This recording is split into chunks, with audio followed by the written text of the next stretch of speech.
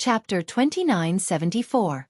Jiang Shen took a sip of tea and said casually, "However, Mu Linfeng is headstrong and self-opinionated. He can't keep people around at all. Otherwise, Chief wouldn't have taken so many talents away from the Mu group so easily." "Are you done with your work?" Mu Yaja interrupted. Lu Jinyu and Jiang Shen looked at each other and immediately stood up to head to their offices. Mu Yaja glanced at the wedding invitation again and threw it into the trash can. Ming City's villa.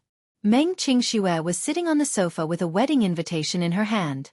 She flipped open a page and saw a wedding photo of Mu Yanqing and Song Enya on it. She felt that it was an eyesore.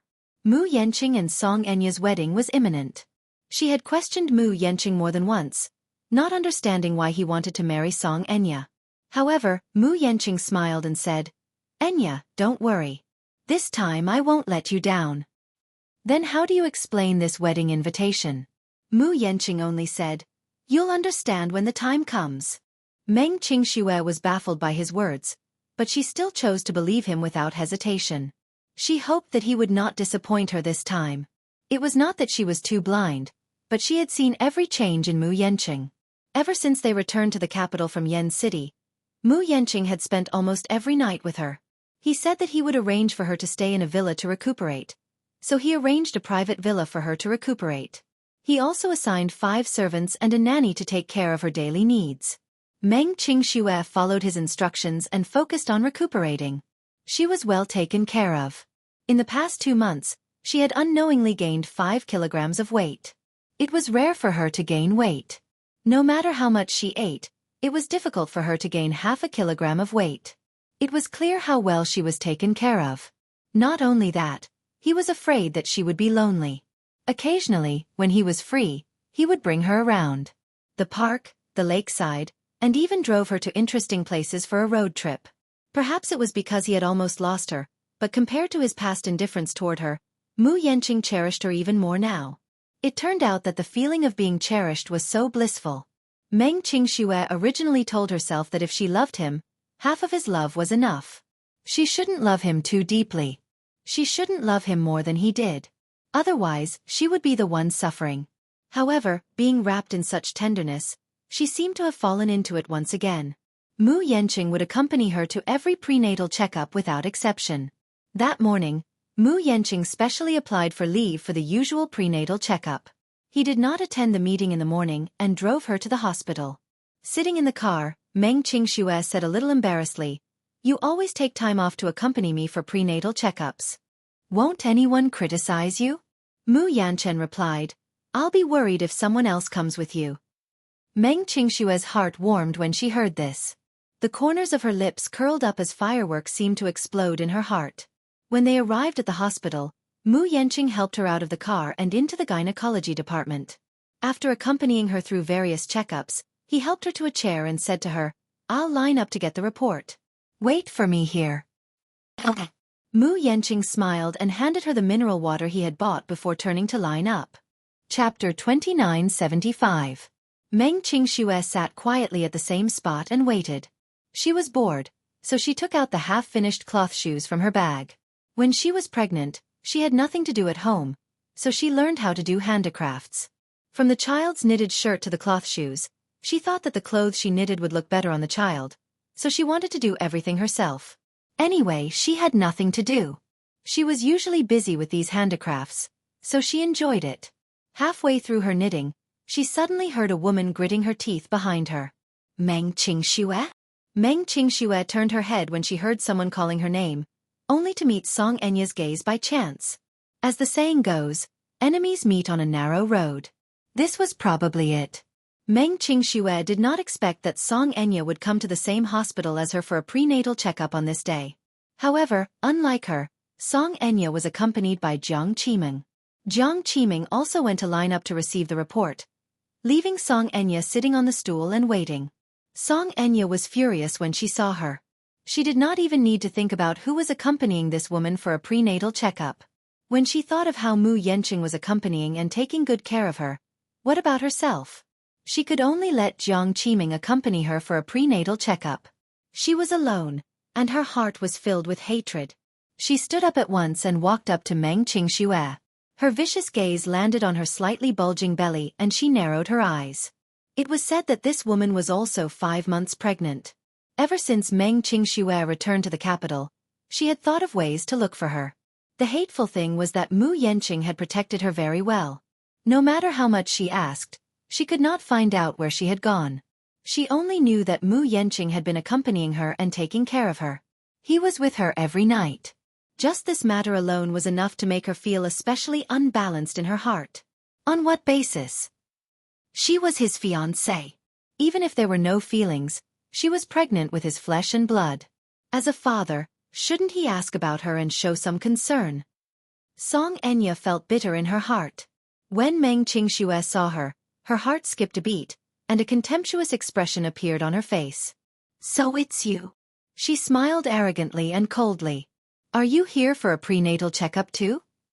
Meng Qingxue, how dare you say that? Song Enya did not bother to hide her anger as she pointed a finger at her. Are you feeling smug?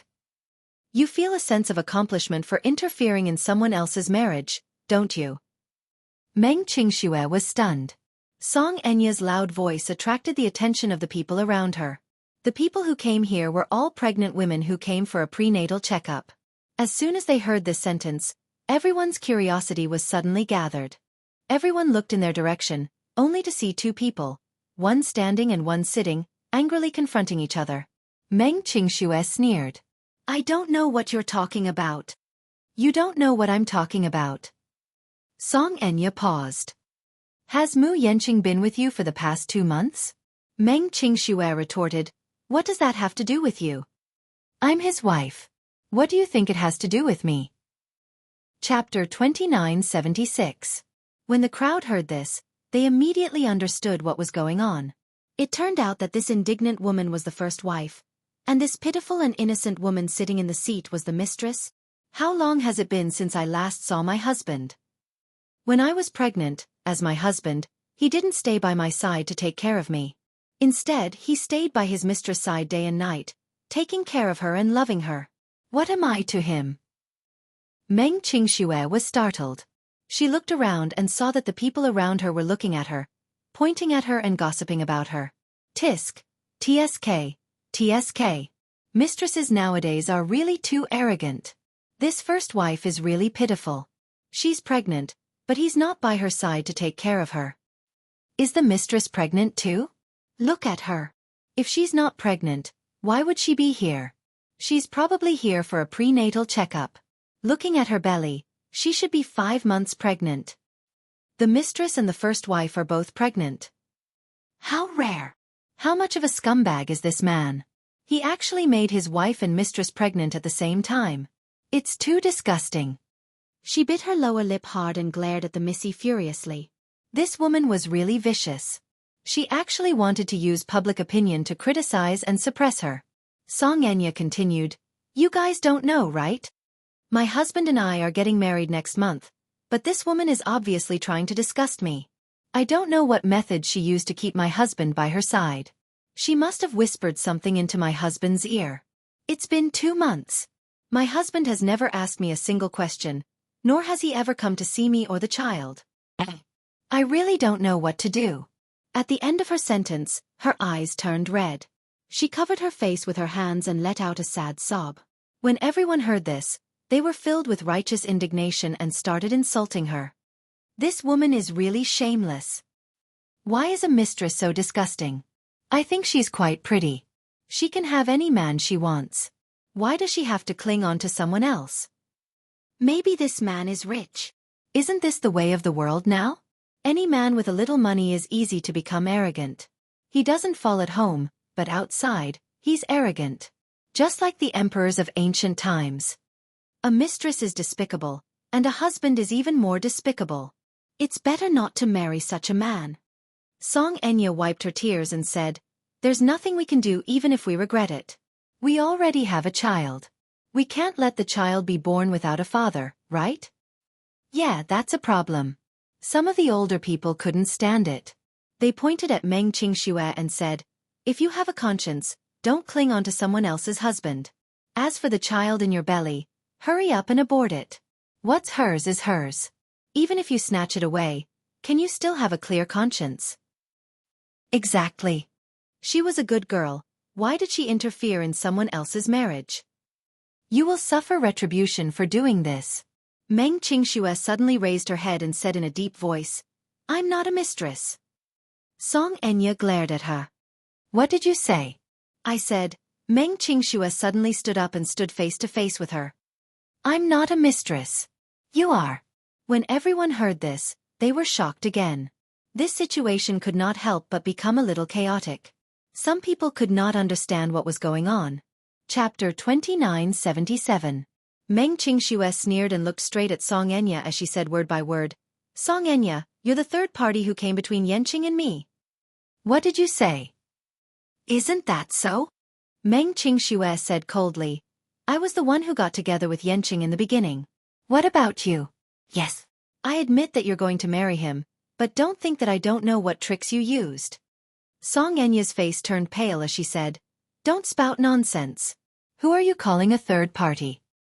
You. Meng Qingxue's eyes were cold as she thought to herself, Are we competing in acting? Song Enya, you've been scheming against me all this while. You've been pressuring me step by step and using underhanded means to harm me. You've even threatened my unborn child. You're vicious and merciless, but I won't back down anymore. At the thought of this, Meng Qingxue smiled coldly and straightened her back, giving off a feeling that she would not tolerate any violation or blasphemy. She looked around and said, Even if you want to be the righteous ones, you have to get to the bottom of the matter before you blame others. Do you really believe what she said? Do you know how the child in her stomach came about? Before Song Enya could say anything, Meng Qingxue continued, Yes, I admit that Yenqing is your fiancé now, but Yenqing originally belonged to me. The person he loves is me, and the child in my stomach is different from the child in your stomach. The child in my stomach was given to me by Yenqing. But the child in your belly was stolen by you. What? Everyone was shocked when they heard this. How could the child in her stomach be stolen? What do you mean? How could the child be stolen? I don't understand. Song Enya immediately understood what she was going to say. She was so angry that her entire body trembled. Shut up. Why? Miss Song, are you feeling guilty now? Don't you want everyone to be the judge for you? Why don't you tell us how the child in your stomach came about? So that everyone can judge who is right and who is wrong. Shut up. Song Enya barked. Meng Qingxue smiled, but did not take her warning seriously. She turned around and said to everyone, You don't know, right? The woman standing before you is the mayor's daughter, Song Enya.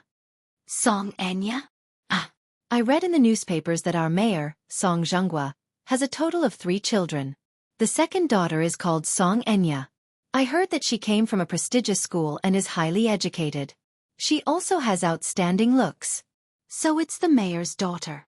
Meng Qingxue continued, The child in her belly is a test tube baby conceived through artificial insemination. As for where did this sperm come from? She stole it from the sperm bank. As soon as he finished speaking, the crowd went into an uproar. Stolen? How is that possible? Meng Qingxue said coldly, It's indeed hard to believe. She comes from a prestigious family and is the mayor's woman. She's talented and beautiful.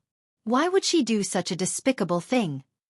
Song Enya screamed hysterically at her. T6, I told you to shut up. Didn't you hear me? With that, she pounced on Meng Qingxue and reached out to grab her hair. Meng Qingxue took a step back and protected her stomach. She raised her hand and slapped her hand away. Chapter 2978. The scene instantly turned chaotic. Perhaps Song Enya had been greatly agitated by her words, so much so that her eyes were bloodshot as she scratched and hit her. Meng Qingxue was not to be trifled with either. Perhaps out of maternal instinct, she covered her stomach with one hand and grabbed Song Enya's hair with the other, pulling it fiercely. The two of them fought.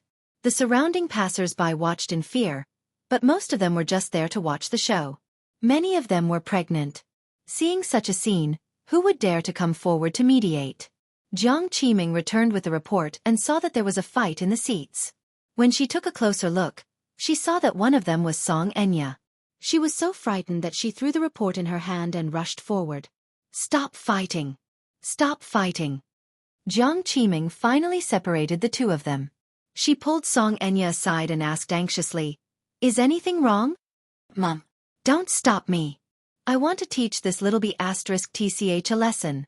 As Song Enya spoke, she wanted to rush forward again. Afraid that she would hurt herself, Jiang Qiming pulled her back and reprimanded her. "What are you doing? Think about it. You're already 5 months pregnant. It's not like before. Even if you don't think for yourself, you should think for the child in your stomach. How can you be so willful?" Song Enya turned her head and stretched out her hand with a ferocious expression. With reddened eyes, she pointed at Meng Qingxue, who was standing 2 meters away with a guarded look on her face. She cried, "Mom, she's Meng Qingxue. She's that B**tch. For the past 2 months, Mu Yanqing hasn't cared about me and has always been by her side. How can I not be angry? She even said that I'm a third party. Mom, how can I not be angry?" "All right, be careful. Don't affect the baby." She was busy calming her emotions when she suddenly reacted and glared at her in surprise. "What did you say? She's that Meng Qingxue?" Jiang Qiming turned her head and stared fixedly at Meng Qingxue. Her gaze was as sharp as a knife as it pierced her. "Are you Meng Qingxue?" Meng Qingxue glanced at the woman. Based on their earlier conversation, she could roughly guess her identity. She was Song Enya's mother. She covered her lower abdomen with one hand and was on full alert. Where is Mu Yanchen?" Jiang Qiming yelled. "Where is he? His fiancée is already 5 months pregnant, but he doesn't care about her at all. He only cares about you, you B**tch. Meng Qingxue said angrily, "I'm not a bitch. Auntie, please show some respect when you speak. As the mayor's wife, you don't have any manners at all." Jiang Qiming was stunned. She looked around and saw many people pointing in their direction. Only then did she realize that they were in public, and she indeed had to be careful. Thinking of this, she walked towards Meng Qingxue and said, "Come with me. I have something to talk to you about." Seeing her glaring at her, Meng Qingxue quickly shook her head. "I won't go with you. I want to stay here and wait for Yanchen. I told you to come with us. Did you hear me?" Jiang Qiming's tone became sharper. "This is our private matter. There's no need to talk about it in public. No matter what, we have to wait until Yanchen comes back, right?" Meng Qingxue was very smart. Chapter 2979. Meng Qingxue knew very well that she was weak and alone. Without Mu Yanqing's protection, she was nothing. Seeing the stalemate, Jiang Qiming became even angrier. However, she was determined to settle this matter tonight no matter what. Usually, Mu Yanqing hid this little vixen so well that she could not find any clues. Now that they had bumped into each other on a narrow path, how could he let her go? At the thought of this, Jiang Qiming strode up to Meng Qingxue and grabbed her arm, not allowing her to say anything. "Little B**tch, I'm telling you. No matter what, you have to leave with me today. We have to settle the score between you and Enya." "I'm not leaving. Come with me." Amid the tussle between the two, Mu Yanqing returned with a report in his hand. He caught sight of a group of people surrounding them with Song Enya and Jiang Qiming standing in the middle. When he saw Jiang Qiming tugging at Meng Qingxue's arm with all her might, he immediately rushed up and threw Jiang Qiming aside. He stood in front of Meng Qingxue to protect her and swept a cold glance at them. "What are you doing?" When Song Enya saw him, she was even angrier. When she saw him standing on Meng Qingxue's side without a second thought, she felt even more embarrassed and could not tell right from wrong. "Mu Yanqing, what do you mean by this? Please be clear about who your fiancé is." "It's not her. It's me. The person you're marrying is also me." Song Enya yelled at him at the top of her lungs. "What do you mean by this? What does she mean by this?" When Jiang Qiming saw him, her attitude softened a little. She sighed and said, "Yanqing, you and Enya are getting married next month. Now that you're circling around this woman, what position do you place Enya in? Back then, I wasn't the one who insisted on marrying your daughter." When Mu Yanqing recalled how the mother-daughter pair had been eyeing Meng Qingxue covetously earlier, he could not help but feel angry. He said coldly, "I clearly don't have any feelings for your daughter. She's the one who wants to marry me. I told her back then that I can marry her, but she has no right to interfere in my private affairs. This is a treaty, and I made it very clear. You're having an affair. Song Enya accused. Logically speaking, this shouldn't exist. Mu Yenqing could not help reminding her, Song Enya, we're not married yet. But our wedding is next month. Song Enya fumed. Why? All I want is a loyal marriage and a loving husband. Can't I get it? Do you have the right to do that? He paused for a moment before adding, if you don't want this disloyal marriage, you can call it off at any time. I don't mind. Mind? Song Enya looked at him in disbelief. She could not believe that he would say such a thing. For a moment, countless fragmented scenes flashed through her mind. She had worked so hard to get what she wanted, but in the end, she did not get anything. She had racked her brains to get Mu Yaja. She did not hesitate to go through extreme pain and bear all the humiliation to get pregnant with Mu Yaja's child so that she could marry him. In the end, she realized that she was the one who was being played. Chapter 2980. In the end, what happened? Yun Shirshir, whom she hated the most, was now being doted on by Mu Yaja. She was as blissful as she could be. A while ago, a media reporter reported that Yun Shirshir had lost her eyesight due to that accident. Her eyes were injured and she was now recuperating at home. It was also said that because of Gu Xing's incident, Yun Shirshir was depressed and had no appetite. She almost lost the child in her stomach. However, she saw the paparazzi secretly taking photos of Yun Shirshir wearing a mask and accompanied by Mu Yaja to the hospital for a prenatal checkup. She was all smiles the entire time. When Mu Yaja looked at her, even though the pixels of the photos were blurry, she could still feel his doting behavior, as if he was protecting a child. She hated it. Why did some people get happiness so easily? But what about her? Thinking about Yun Shirshir, Meng Qingxue, and herself, Song Enya's heart suddenly turned cold and she felt so pitiful. She clenched her fists and suddenly walked toward Meng Qingxue. Grabbing her hand, she asked Mu Yenqing, why do you like such a woman? What are you doing? Mu Yenqing tried to block her hand, but Song Enya pushed him away abruptly. Looking at Meng Qingxue with a ferocious expression, she said arrogantly, I don't know where this little wild model came from. In terms of family background, and looks, how can such a lowlife compare to her? How am I inferior to her? Why are you protecting her like this? Don't you know? Your second uncle will never let her step into the Mu family's door. Mu Yenqing was taken aback by her words. Don't tell me you've forgotten why your second brother was chased out of the Mu family. Song Enya's eyes were red as she gritted her teeth and said, it's because he insisted on being with Yun Shirshir. But your second uncle is proud and arrogant. The Mu family's threshold is so high that it's not something that a slut of unknown origin can step into. If you insist on keeping this trash, have you not thought about the consequences? She paused for a moment before continuing. Your second brother loves beauty so much that he's willing to give up the Mu family's empire. But he was different. He was capable and had a business mind. Even if he left the Mu family, he would still be able to make a name for himself. Now that he had established the Shengyu Financial Group, he could still maintain his glory. What about you, Mu Yenqing? Don't forget what you relied on to become the head of the Mu Jia. Ask yourself, if you leave the Mu family, what are you? You're nothing. Mu Yenqing's face paled as he was agitated by her attack. But what she said was the truth. If he left the Mu family, he would have nothing. He's not like Mu Yaja. Mu Yaja had a genius business mind since he was young. Even when he was still the CEO of the Mu Group, although he was controlled by Mu Linfeng on the surface. Who was Mu Linfeng? It was not an exaggeration to describe him as a sly old fox. He actually managed to empty more than half of the Mu Group behind Mu Linfeng's back. Although it was said that he was chased out of the family, this was only the Mu family's side of the story. What was the truth? He left in a carefree manner and became the chairman and CEO of the Shengyu Financial Group in a grand manner. He was still a glorious legend. As for him, Mu Linfeng would not let Meng Qingxue step into the Mu family. Chapter 2981. Although he was the head of the family, the real power was still in the hands of Mu Linfeng.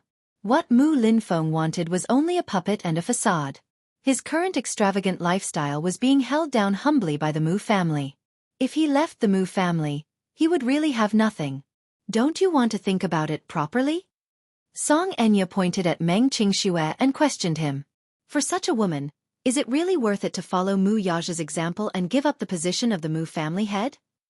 Mu Yanqing glanced at Meng Qingxue. He could not be chased out of the Mu group. He wanted to give Meng Qingxue and the child in her womb the best life possible. However, all of this was given to him by the Mu group. Once he left the Mu group, he would have nothing. Meng Qingxue looked at him anxiously. As if she could see through his struggle, she smiled and said, Yanqing, don't listen to her. Even if you leave the Mu group, you won't have nothing. Don't you still have me? And the child in my womb? How can you have nothing? Song Enya rebuked angrily. Shut up. You're the one who should shut up. Meng Qingxue yelled at her before turning to Mu Yanqing. Yanqing, don't you understand me? I know that you want to give me the best life possible. However, everyone has a different definition of happiness. Some women want to live in a big villa and have a bodyguard around them 24/7. However, I only want you. You're enough. Even if you really have nothing, it's fine. After a pause, she choked and said, On the contrary, I feel that if you really have nothing, I can protect and love you with more peace of mind. That's because I don't have to care about what others think, and I don't have to be suspected of having ulterior motives for loving you. I love you, but I only love you as a person. Nothing else is important. Io, that's so touching. Do you really think that Yanqing will give up the Mu group for you? Song Enya pinched her chin and said aggressively, Don't you know how long he's been coveting everything he's gotten today? Don't you know? How long had he yearned for this day? Now that he has obtained everything, do you really think he will be willing to give it up again?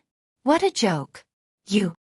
After a pause, she added, It's easy for you to say that, but don't you know that a poor couple has many sorrows? What Mu Yanqing wanted had always been obvious, so he would naturally make the right choice. It's not your turn to fan the flames here. Song Enya. Meng Qingxue glared at her and suddenly sneered. I heard that in order to get pregnant with Mu Yaja's child, you did not hesitate to undergo artificial insemination. However, you didn't expect that Mu Yaja would swap your semen for Yanqing's. By a freak combination of factors, you got pregnant with Yanqing's child. So, is this what you want as well? Song Enya's face turned ugly. Shut up. Her gaze suddenly landed on Meng Qingxue's stomach. A cruel glint flashed across her eyes as she curled the corners of her lips into a bloodthirsty smile. Do you think that with the child in your stomach, you can become a mother because of the child?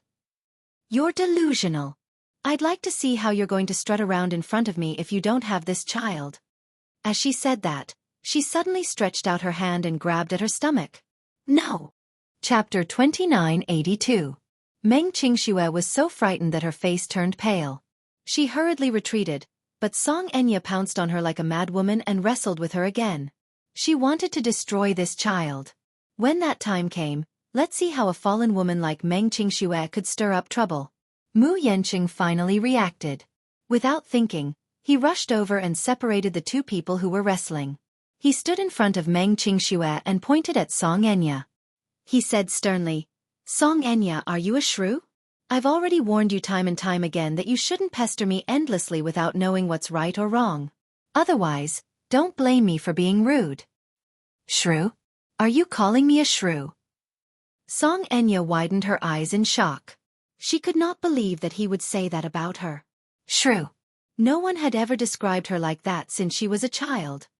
If you dare to touch a single strand of Qingxue's hair, I won't let you off.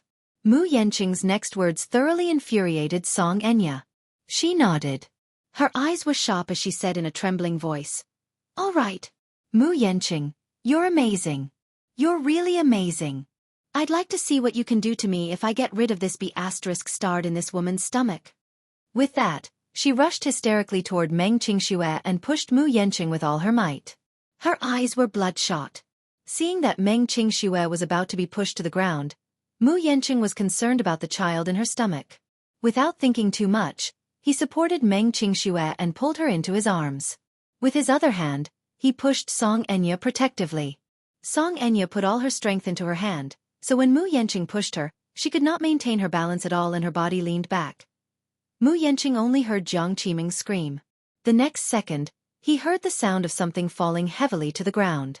Her bag fell to the ground, and the skincare products and phone inside scattered on the ground. Then, The sound of people gasping could be heard from all around. Meng Qingxue was also taken aback.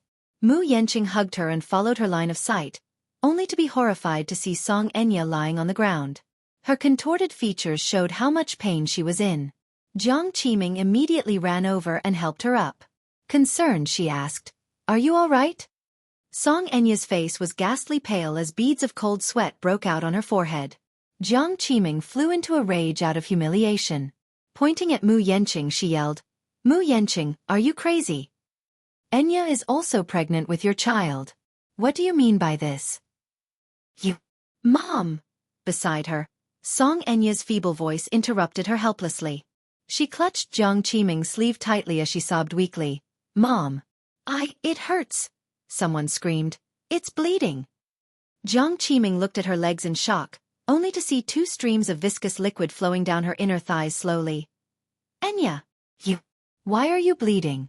Song Enya's face turned even paler when she heard that she was bleeding. She only felt a sharp pain in her stomach, as if something in her body was falling hard. She followed Jiang Qiming's gaze and looked down. When she saw the drops of blood on the ground, she was so anxious that she was about to cry. Meng Qingxue was also shocked by this scene, and her face turned ugly. Chapter 2983. Song Enya was afraid and in despair. She was 5 months pregnant, so it was not like she did not have any feelings for the child in her stomach.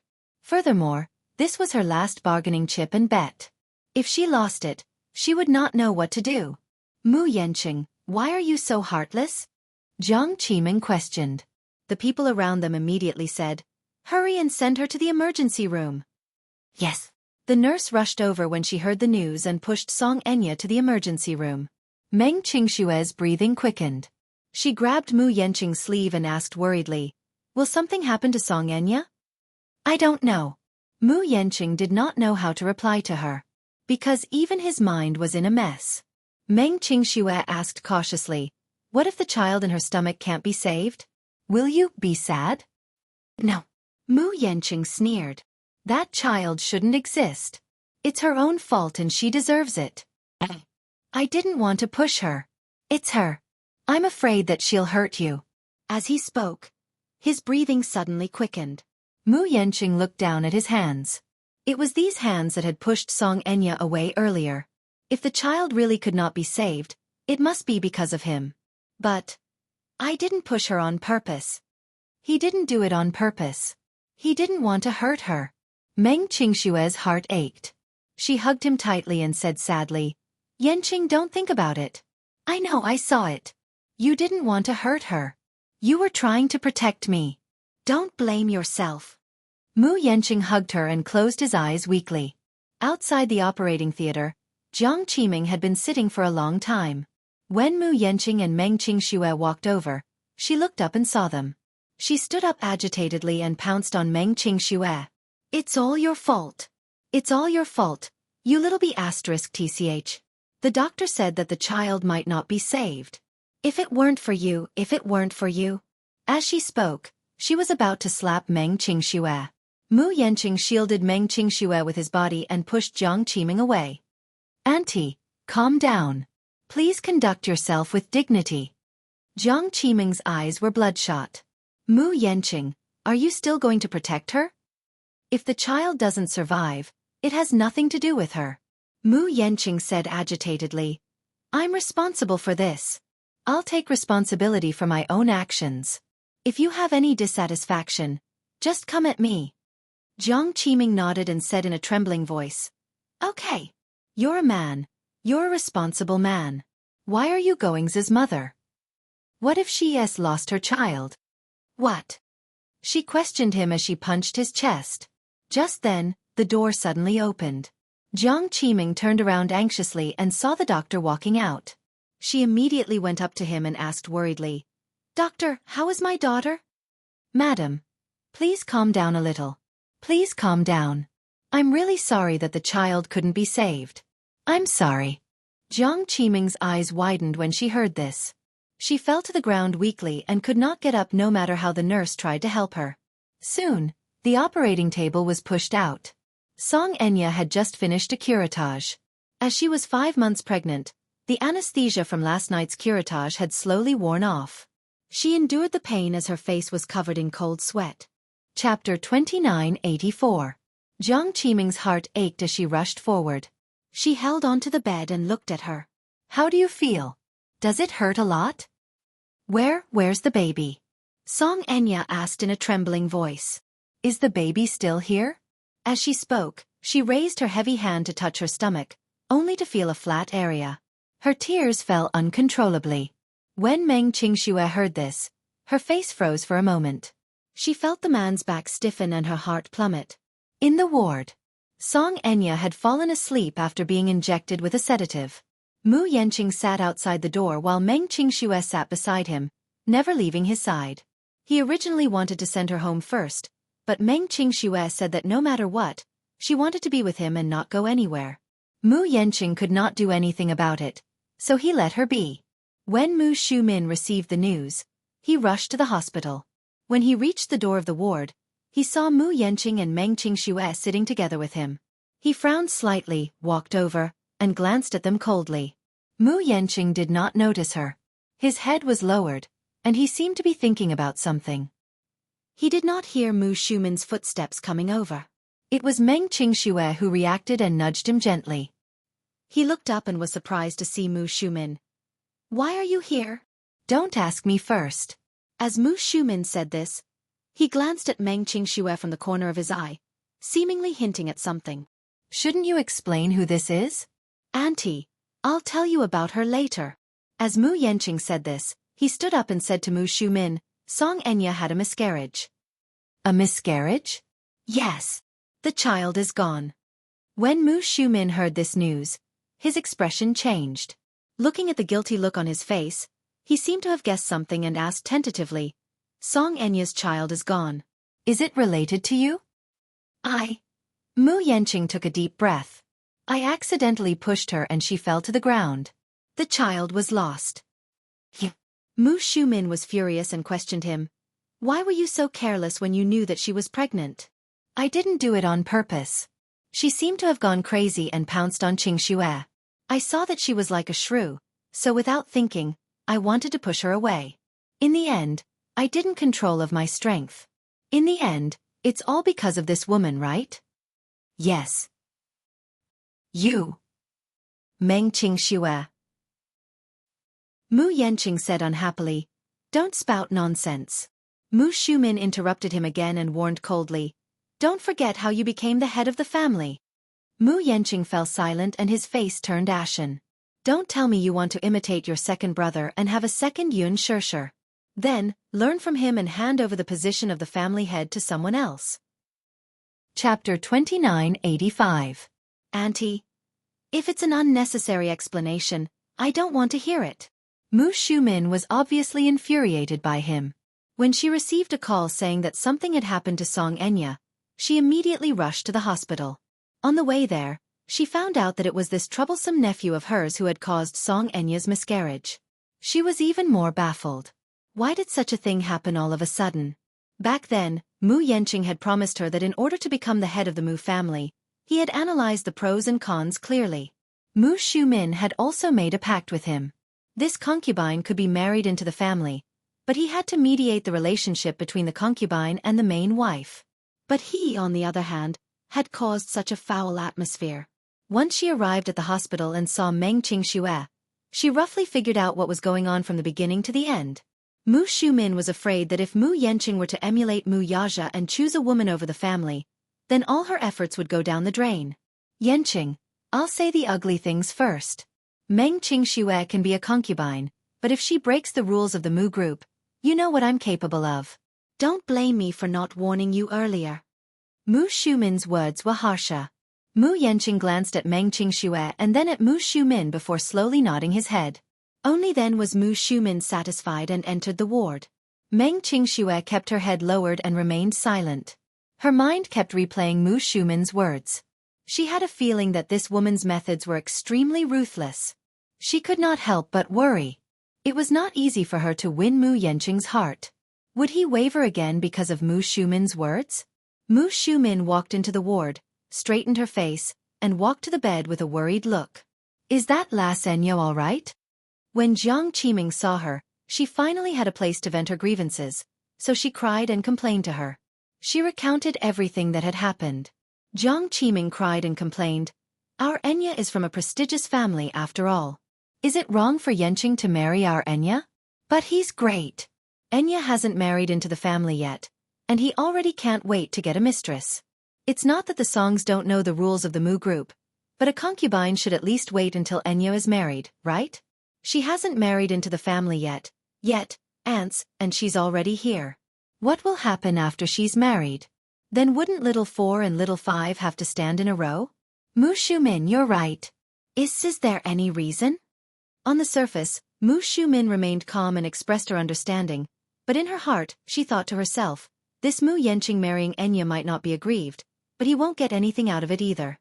In her eyes, Song Enya was a withered flower that Mu Yaja did not want. Seeing that Mu Yaja could not get her, she turned around and wanted to get close to Yenqing. She even felt wronged for Yenqing. How could Jiang Qiming come here to complain? However, this thought remained in her heart. Mu Shumin smiled gently and said, "Qiming, what are you talking about? Speaking of which, I know that Enya has been wronged this time.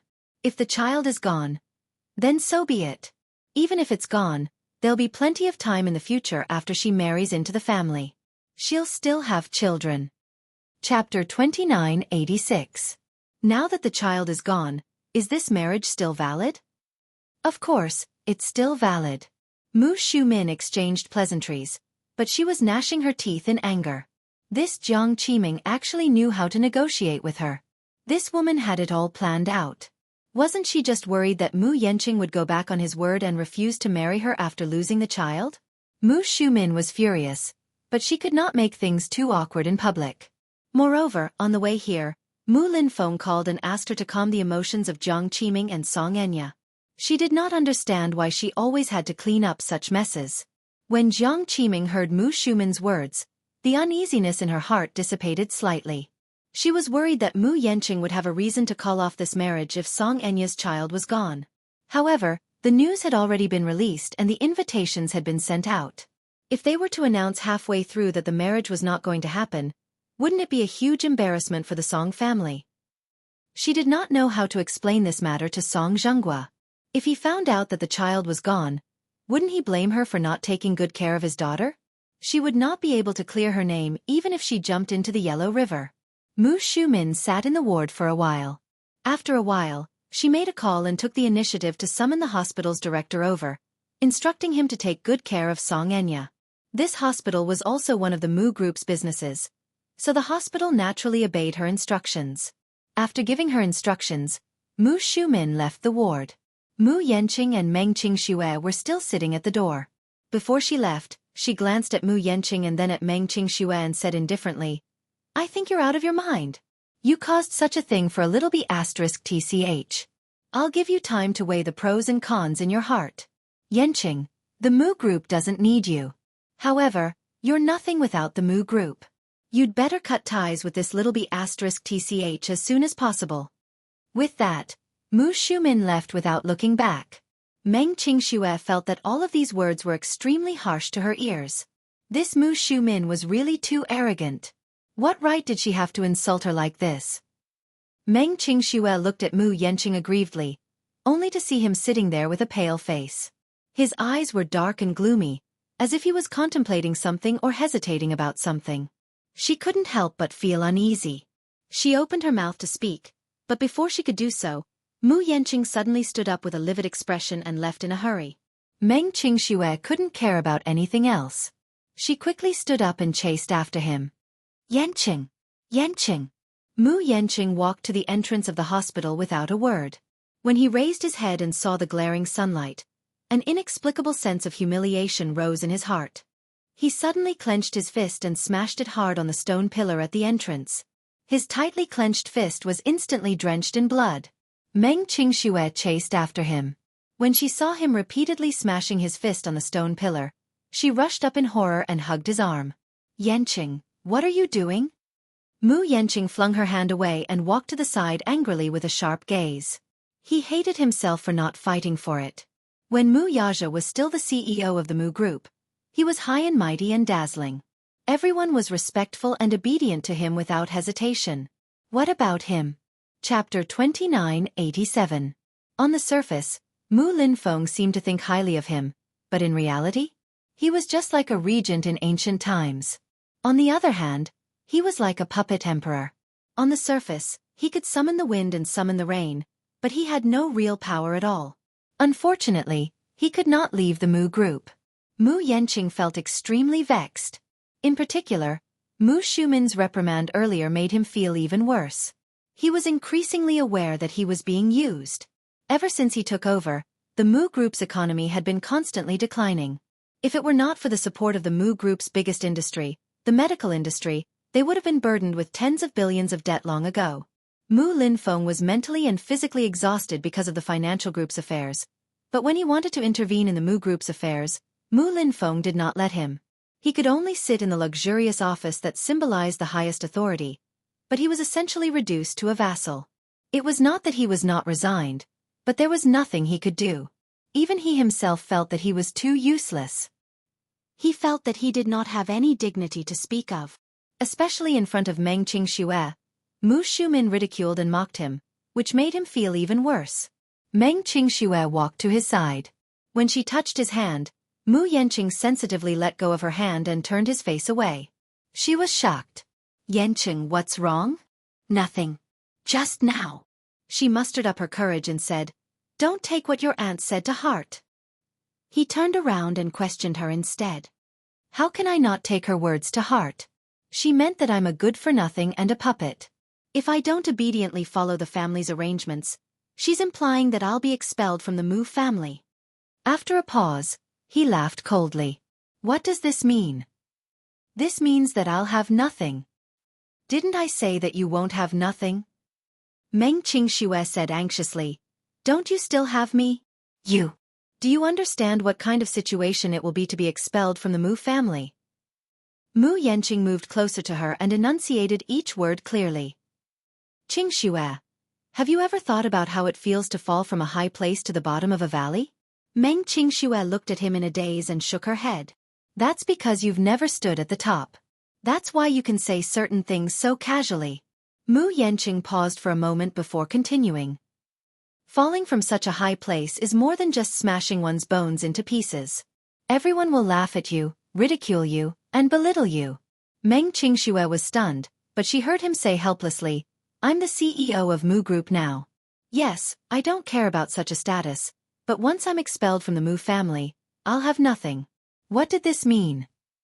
This means that I might not even be able to support myself. No matter how hard I try, I will never be able to catch up to Mu Yaja. People were different from each other in the first place. Some people were born as noble as the clouds, while others were born as lowly as mud.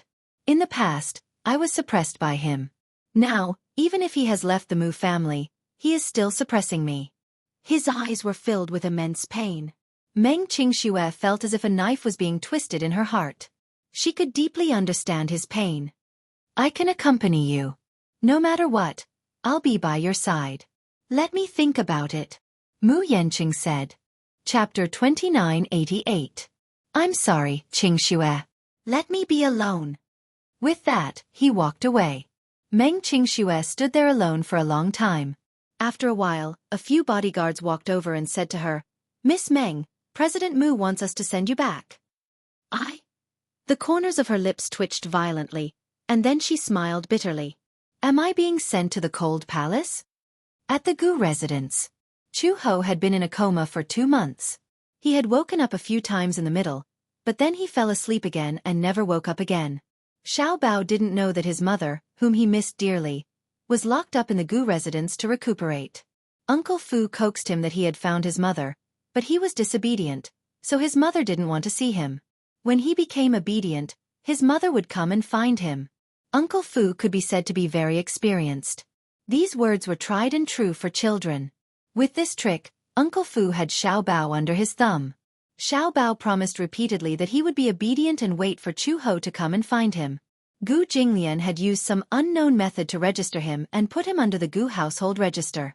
Xiao Bao had a new name because of this: Gu Chengza. Gu Jinglian had despised the name Xiaobao more than once or twice. In order to come up with a name, Uncle Fu had gone through a lot of trouble. He had thought of hundreds of names that he disliked and sent them to Gu Jinglian for him to choose from. After picking and choosing, he finally chose this name. Gu Chengzi. When Gu Jinglian told Xiaobao this new name, Chu Xiaobao was very unhappy at first. She felt that Gu Chengzi's name was too lame and unpleasant to the ears. Xiaobao sounded better. More importantly, Xiaobao was already used to this name. His mother had always called him that. Hence, once the name was changed, Xiaobao was more or less not used to it. In the end, the father and son argued and came to an agreement. They would keep Xiaobao as his nickname and Gu Chengzi as his real name. Then, after Xiaobao had a new name, he went to kindergarten like other children of his age. Xiaobao was a little surprised. This was because he used to be envious of children of his age who could go to kindergarten and play with a group of children. But he didn't have a household register and couldn't go to school, so he could only peek outside the school. In such a big playground, the children played a lot of games. Some of them lined up to play eagle and chicken. Some of them surrounded a round black and white ball and kicked it around. Their mother said that it was a soccer ball.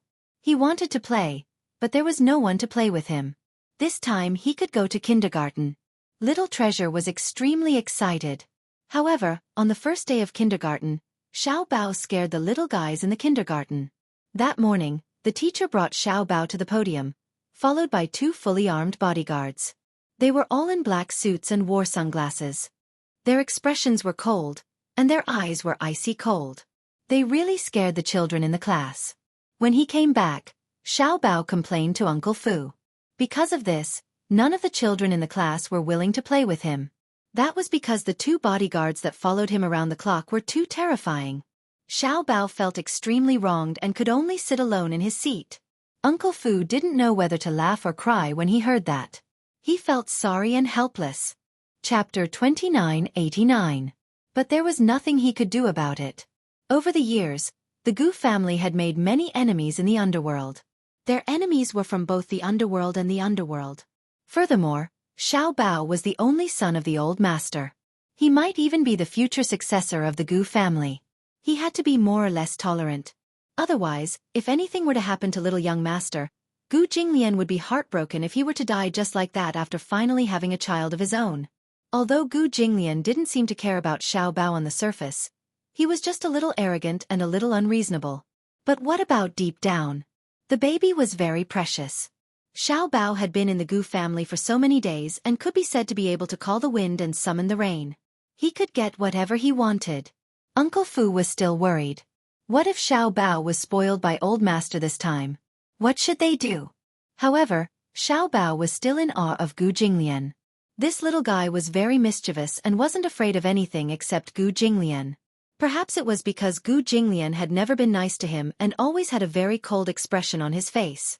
In Xiaobao's words, he was like a ghost. When Uncle Fu heard this, he laughed out loud. Then, he relayed Xiaobao's words to Gu Jinglian. The latter's face immediately darkened. You're saying that I'm like a ghost? Gu Jinglian clenched his fists tightly. His face was terrifyingly stern. Uncle Fu's shoulders shook because he was laughing secretly. He said, "This little guy is really smart. He actually dares to talk about old master like that. Don't let him be spoiled," Gu Jinglian said. Uncle Fu agreed on the surface, but in his heart he thought, when it comes to spoiling old master, you're the one who spoils the most. Gu Jinglian asked again, "Is that woman awake yet?" Upon hearing this, Uncle Fu naturally knew who Gu Jinglian was referring to. Hence, he said, "She hasn't woken up yet." The doctor said that his vitality was greatly damaged, and the damage to his body was too severe. He needs a long time to recuperate. She has been in a coma for more than 2 months. Don't tell me he'll never wake up? Uncle Fu was silent for a long time. Suddenly he said, "The doctor said that she had 4 gunshot wounds, 3 knife wounds, and a perforated lung. 2 of these injuries were critical, and her body was severely damaged. Suddenly, he said carefully, one of them was because of you." Gu Jinglian suddenly recalled that there was once an assassination attempt on him. Chu Ho had taken a bullet for him. Although it did not hurt his vitals, the wound had contracted pneumonia and he had almost died. He remembered that time. Take me to her. Uncle Fu nodded. Gu Jinglian followed Uncle Fu into the room where Chu Ho was recuperating. Because she had not woken up for a long time, they had already changed rooms twice. However, the maid saw that she was well taken care of. Even though she had not woken up, her clothes were clean, and even her nails were neatly trimmed. Chu Ho lay quietly on the bed. There was no sign of life on her sickly pale face. If it were not for her heartbeat, no one would think that she was alive. After 2 months of recuperation and relying only on the nutrient solution to maintain her vital signs, she had obviously lost a lot of weight. She was so thin that her wrists were so thin that they could be held easily. Her oval-shaped face, which was originally the size of a palm, had become even thinner.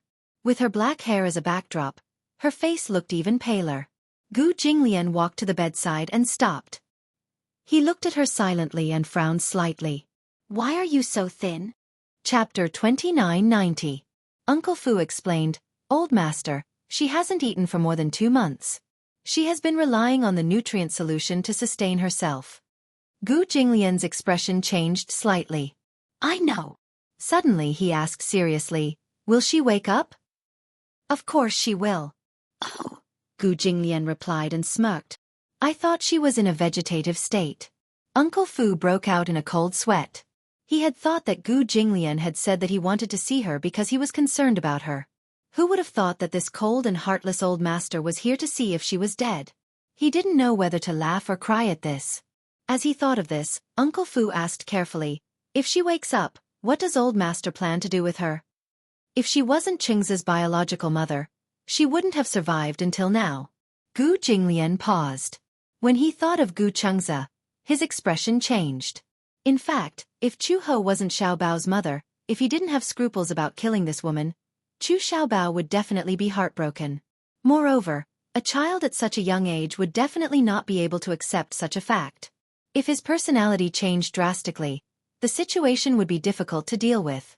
It was even harder to imagine how much the child would hate him if he knew the truth one day. He used to hate children, but perhaps it was because his blood flowed in this child's veins. Coupled with his mischievous nature, he added a lot of joy to his boring life, and brought a lot of laughter to the dull Gu family. Therefore he decided to keep this child. As long as he doesn't cause any trouble for the child's custody, he can stay in the Gu family. Gu Jinglian paused and glanced at him. Why? Do you pity him? This girl is still so young. I heard that she was the second in command of the Interpol in her early years. Perhaps if we keep him in the Gu family and train him, he will be of some use. Gu Jinglian interrupted him and said, back then, she approached me under the orders of the organization to collect evidence on me. At that time I was too careless. Otherwise, I wouldn't have let her succeed. She betrayed me. Do you think I will keep a woman who is unfaithful to me by my side? Master, for the sake of the child, let's not pursue the past. Uncle Fu advised earnestly. As I said, you can keep her. However, if she dares to play any tricks, I don't mind playing along. After that, Gu Jinglian turned around and left the room. Uncle Fu glanced at the person on the bed and immediately followed suit. After the door was closed, the eyelids of the person on the bed suddenly moved. His little finger twitched a few times, and his eyes suddenly opened. Chu Ho opened his eyes. After a long period of darkness, once he came into contact with light, he couldn't help but feel a little irritated. She immediately closed her eyes again, but Gu Jinglian's words still echoed in her ears. Gu Jinglian. She gritted her teeth as she silently muttered this name, her gaze suddenly becoming extremely sharp. The name Red Lotus was derived from the word lotus. He was a lotus. This was also the reason why Gu Jinglian had kept her by his side in the past. Gu Jinglian, this man. She had seen countless people, but she had never seen such a cold man before. Uncle Fu, Uncle Fu. A servant hurriedly found Uncle Fu. Uncle Fu saw that she was in a hurry, panting and gesticulating as if she wanted to express something. He frowned and asked, "What's the matter?" "Uncle Fu, she's awake." Chapter 2991. Who is it? Red Lotus. Uncle Fu's eyes lit up and he immediately went to the room. When he opened the door, he saw Chu Ho sitting quietly on the bed. The servant was trying to persuade her, but she treated her as air. She held onto the bedside table with a determined gaze. What's the matter? Uncle Fu walked over and looked at her. He then looked at the servant with a puzzled gaze. Uncle Fu, she just woke up. The doctor told her not to move around, but she insisted on getting out of bed and walking around. Uncle Fu heard this and thought it was something serious. She's been lying down for so long. She should walk around. The servant stopped talking. Uncle Fu walked over and smiled at her. Miss, you're finally awake. You have to know that you have been lying in bed for 2 months. Red Lotus glanced at him and opened her mouth. Just as she was about to speak, Uncle Fu seemed to have guessed what she was going to say and immediately said, Don't worry. I know what you're worried about. Xiao Bao is fine. He went to school and I'm afraid he's not back yet. School? She looked even more puzzled. Xiao Bao has already been registered. He's starting kindergarten like the other children his age. Uncle Fu continued. This little guy was so happy when he heard that he could go to school. After all, children at this age are the most playful. How lonely would it be if he didn't have any friends? When Chu Ho heard this, her originally cold face softened a little. Her gaze was filled with gratitude as she softly said, Thank you. She could tell that this Uncle Fu took good care of Xiao Bao. More importantly, she didn't know if it was because of his age, but Uncle Fu gave off a very kind feeling. It was hard to imagine that he and that cold and cruel man had a master-servant relationship. As long as it was someone who was really good to Xiao Bao, she would feel grateful. Chu Ho said, I want to get out of bed and walk around.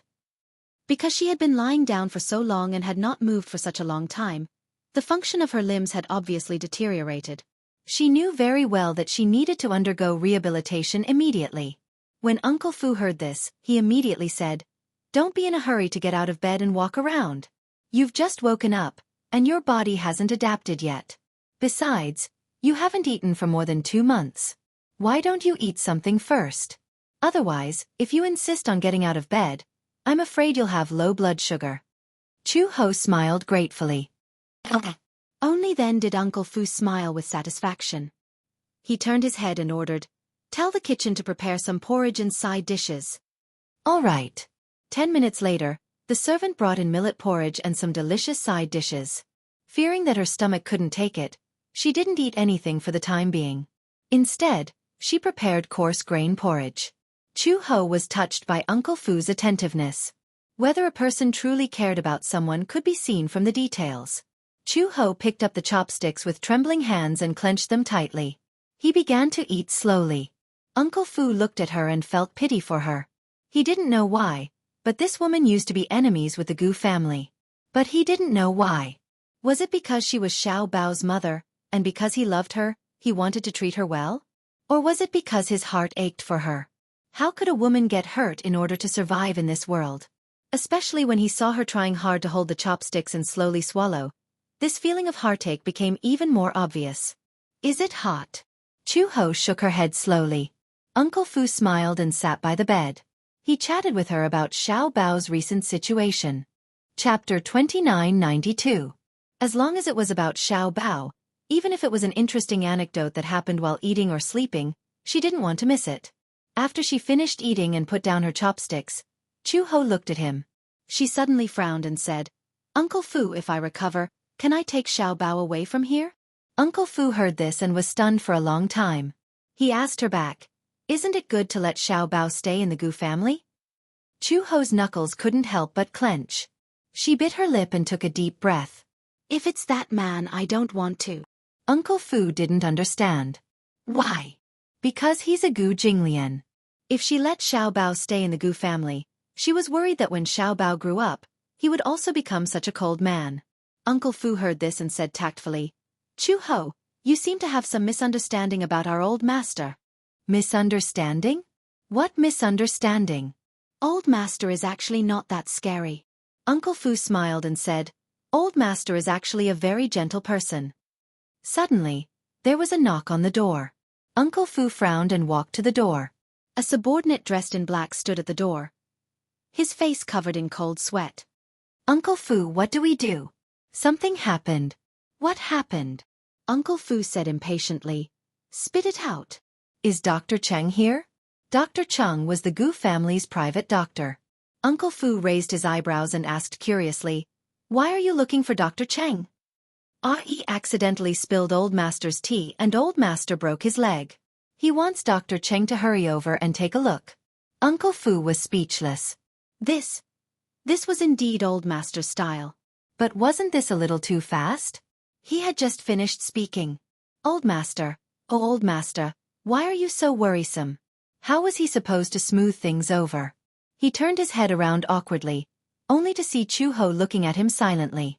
Chu Ho's gaze was even more thoughtful. Uncle Fu immediately reprimanded. Do you have to look for me for such a small matter? Don't you know how to call Dr. Cheng? I can't get through to Dr. Cheng's phone. Then call his assistant. After being scolded like this, the subordinate immediately nodded. Uncle Fu closed the door and turned around. He smiled awkwardly and walked over to Chu Ho's bedside. However, he heard Chu Ho say, "A gentle person? The new subordinate doesn't know how to do things." Haha. Uncle Fu wiped off his cold sweat. Suddenly he straightened his face and said guiltily, "Master just has a bad temper." Just a bad temper? Chu Ho continued coldly. If Xiao Bao were to stay in the Gu family and be influenced by him, wouldn't he grow up to be as violent and cold-blooded as him? Uncle Fu was speechless. Xiao Bao is a very kind child. Chu Ho continued, if he were to stay in the Gu family and be influenced by others, he would definitely become an insensitive person when he grows up. Cold sweat trickled down Uncle Fu's back. Miss, so what do you mean? I want to take Xiao Bao away from here. Old Master won't agree. Chu Ho retorted. Do I need to follow his opinion? Old Master is also Xiao Bao's biological father. Isn't he? Chu Ho was stunned. Chapter 2993. Chu Ho was secretly shocked. He, like Xiao Bao? Unbelievable. She had always thought that this man was a cold-blooded man who didn't know what kinship was, what love was, and what father-son relationships were. Even if it was his own uncle or brother, he wouldn't show any mercy to them. As for Xiao Bao, he was at most curious about him, but he would never develop feelings for him. So what if he had feelings for him? Did he know what responsibility was? Did he know how to be an excellent father? Perhaps in his heart, there was only the so-called chivalry. She didn't want Xiao Bao to become a cruel and numb person like Gu Jinglian. Uncle Fu saw that she was in a daze and said, Old Master has also said that you can leave, but you can't take Xiao Bao with you. But if you want to stay, you can, but you can't take Xiao Bao with you. Otherwise, Old Master will not show any mercy. He said that? Chu Ho was a little stunned. Yes. Uncle Fu said, I'll give you some time to think about it. But don't make things difficult for me. With that, he turned around and prepared to leave. Uncle Fu had just walked to the door when Chu Ho suddenly said, Can I see Xiao Bao? Uncle Fu turned around and glanced at her. Of course, but not now. Chu Ho frowned. Why? If Xiao Bao sees you in this state, his heart will ache and he will be sad. Recover well. At least, don't let Xiao Bao worry about you. Chu Ho reacted and nodded. Uncle Fu left the room. Chu Ho held onto the bedside table and was about to get off the bed. When the maid saw this, she immediately went forward to help her. She pushed her hand away and slowly raised her head.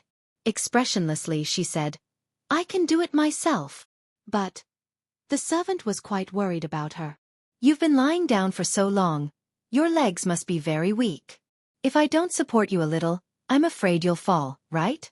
It would be bad if you reopen the wound on your back. Chu he said coldly, I don't have the habit of asking others for help. Only then did the servant step aside. She held onto the bedside table and slowly stood up. However, the muscles in her legs seemed to be unable to exert any strength. It was as if they had gone numb. Chu Ho only felt a cramp in her leg. She hurriedly supported herself against the wall and slowly walked forward. She leaned against the wall and slowly moved to the window. She forcefully opened her eyes wide to welcome the sunlight outside the window. Even if she was stimulated to the point of tears, she would not close her eyes. He didn't know how long it had been since he saw the sun. When he woke up from his deep sleep, he felt as if a lifetime had passed. Outside the window someone shouted, Little young master, school is over. Chu Ho was slightly shocked and quickly looked through the window. Outside the window in the courtyard, more than 20 of his subordinates suddenly stood in 2 straight rows, respectful and reverent. Welcome back, little young master. Xiao Bao carried his school bag and walked into the courtyard. He looked up and curiously looked at the 2 rows of subordinates who were welcoming him home. He seemed to be used to it and walked past them. When Chu Ho saw Xiao Bai, her eyes finally regained focus. She stared at his back view as he walked towards the main hall. The little fellow was still so thin, but he did not look as dejected as she had imagined. Uncle Fu had taken good care of him. He had not suffered any grievances in the Gu family for so long. Chapter 2994. In the following week, Chu Ho worked hard on her rehabilitation. Her body was seriously damaged. Just as the doctor had said, when she was working for the Interpol, she was severely overdrawn and had suffered numerous internal injuries. In order to nourish her body, Uncle Fu followed the doctor's instructions and went to the pharmacy every day to get Chinese medicine for her to drink. Chinese medicine was very bitter. Chu Ho rarely came into contact with Chinese medicine, but she was anxious to recover, so she endured it no matter how bitter it was. The Gu family had their own Chinese medicine pharmacy and their own private doctors. Just the main house alone was equipped with 4 to 5 doctors. Gu Jinglian was a strong believer in Chinese medicine. Chu Ho understood this point very well. He used a brush and rice paper to write the movements. 3 of the doctors were Chinese medicine practitioners and 1 was a Western medicine practitioner. The main house of the Gu family still retained the appearance of the old house from 100 years ago. It had been renovated and designed with a beautiful Chinese courtyard, rockery, and flowing water. Everywhere one looked, it was filled with a classical charm. The Gu family had even specially hired a famous feng shui master to design the feng shui. The land that the Gu family originally occupied was famous for its feng shui treasures. Feng shui treasures were not to be underestimated, but it was very particular and required a lot of knowledge. The Gu family had the azure dragon at the back and the white tiger at the right. 1 dragon and 1 tiger dominated the entire house. There was a mountain of paintings in front and a famous hall in the middle. The tortuous rivers hid the wind and gathered the qi. It was rich and prosperous. The Gu family was spacious and could accommodate 10,000 horses. It could allow the future generations to have a bright future. The natural landscape and the flooring of the house could resist all disasters. The house would be prosperous and healthy. Such a treasured feng shui was coveted by many. In the capital, only the main houses of the Mu family and the Gu family were designed this way. Chu Ho originally thought that when she woke up, Gu Jinglian would definitely make things difficult for her. For 7 days, she did not see Gu Jinglian. Uncle Fu promised her that when she recovered, he would let her see Xiao Bao. Usually, he could only stand by the window and secretly watch her. She had no complaints and understood Uncle Fu's good intentions. After all, she was so weak now. It was inevitable that her child would be heartbroken if he saw her. Although Xiao Bao was young, she was very intelligent and knew how to be considerate. If he saw her sickly appearance, he would be worried. At first, she could only get out of bed and walk around the room, but her willpower was shockingly strong. An ordinary person with such a damaged body would definitely suffer a lot during the rehabilitation period. One had to know that the function of her legs had deteriorated severely. Once she walked, her muscles would twitch and cramp, making it difficult for her to stand firm. But she insisted on walking. When she was really tired, she rested for a while and then continued walking for another half an hour. By the 3rd day she was able to walk in the back garden by herself. The doctor said that basking in the sun more could replenish calcium, which was good for the bones. Chu Ho engraved it in her heart. Once the sun rose, she walked around the courtyard. On the 6th day, she was actually able to run. Her astonishing recovery speed made Uncle Fu's eyes pop out of their sockets. Chu Ho silently thought that if she recovered as soon as possible, she would take Xiao Bao and leave the Gu family if she had the chance. However, at the same time, Gu Jinglian received an invitation from the Mu family. At night, he was reading in the study when Uncle Fu knocked on the door and entered. He asked softly, "Master, are you busy?" Chapter 2995. Uncle Fu replied, "It's a wedding invitation from the Mu family. Do you want to take a look?" Gu Jinglian finally looked up, and there was a slight change in his expression. "Wedding invitation?" Uncle Fu explained. "Yes. It's the wedding banquet of Mu Yenqing and Song Zhengguo's daughter, Song Enya." Gu Jinglian put down his book and snorted. "They're getting married. Why would they send me an invitation?" Uncle Fu pondered for a moment and suddenly said, "Ever since Mu Yaja left the Mu group, The Mu family has suffered a great blow. Although Mu Yaja has become the head of the family, he hasn't brought any vitality to the Mu group compared to when he was still in power. He's just putting on a show when he's the head of the family. Who doesn't know who's in charge of the Mu group now? Gu Jinglian raised his eyebrows, appearing unmoved. Oh. Uncle Fu continued, Mu Linfeng is still holding up the Mu group now. Shengyu Financial Group is now eyeing you covetously. I think the Mu family sent you an invitation because they want to rope in the Gu family as their backer and establish some connections.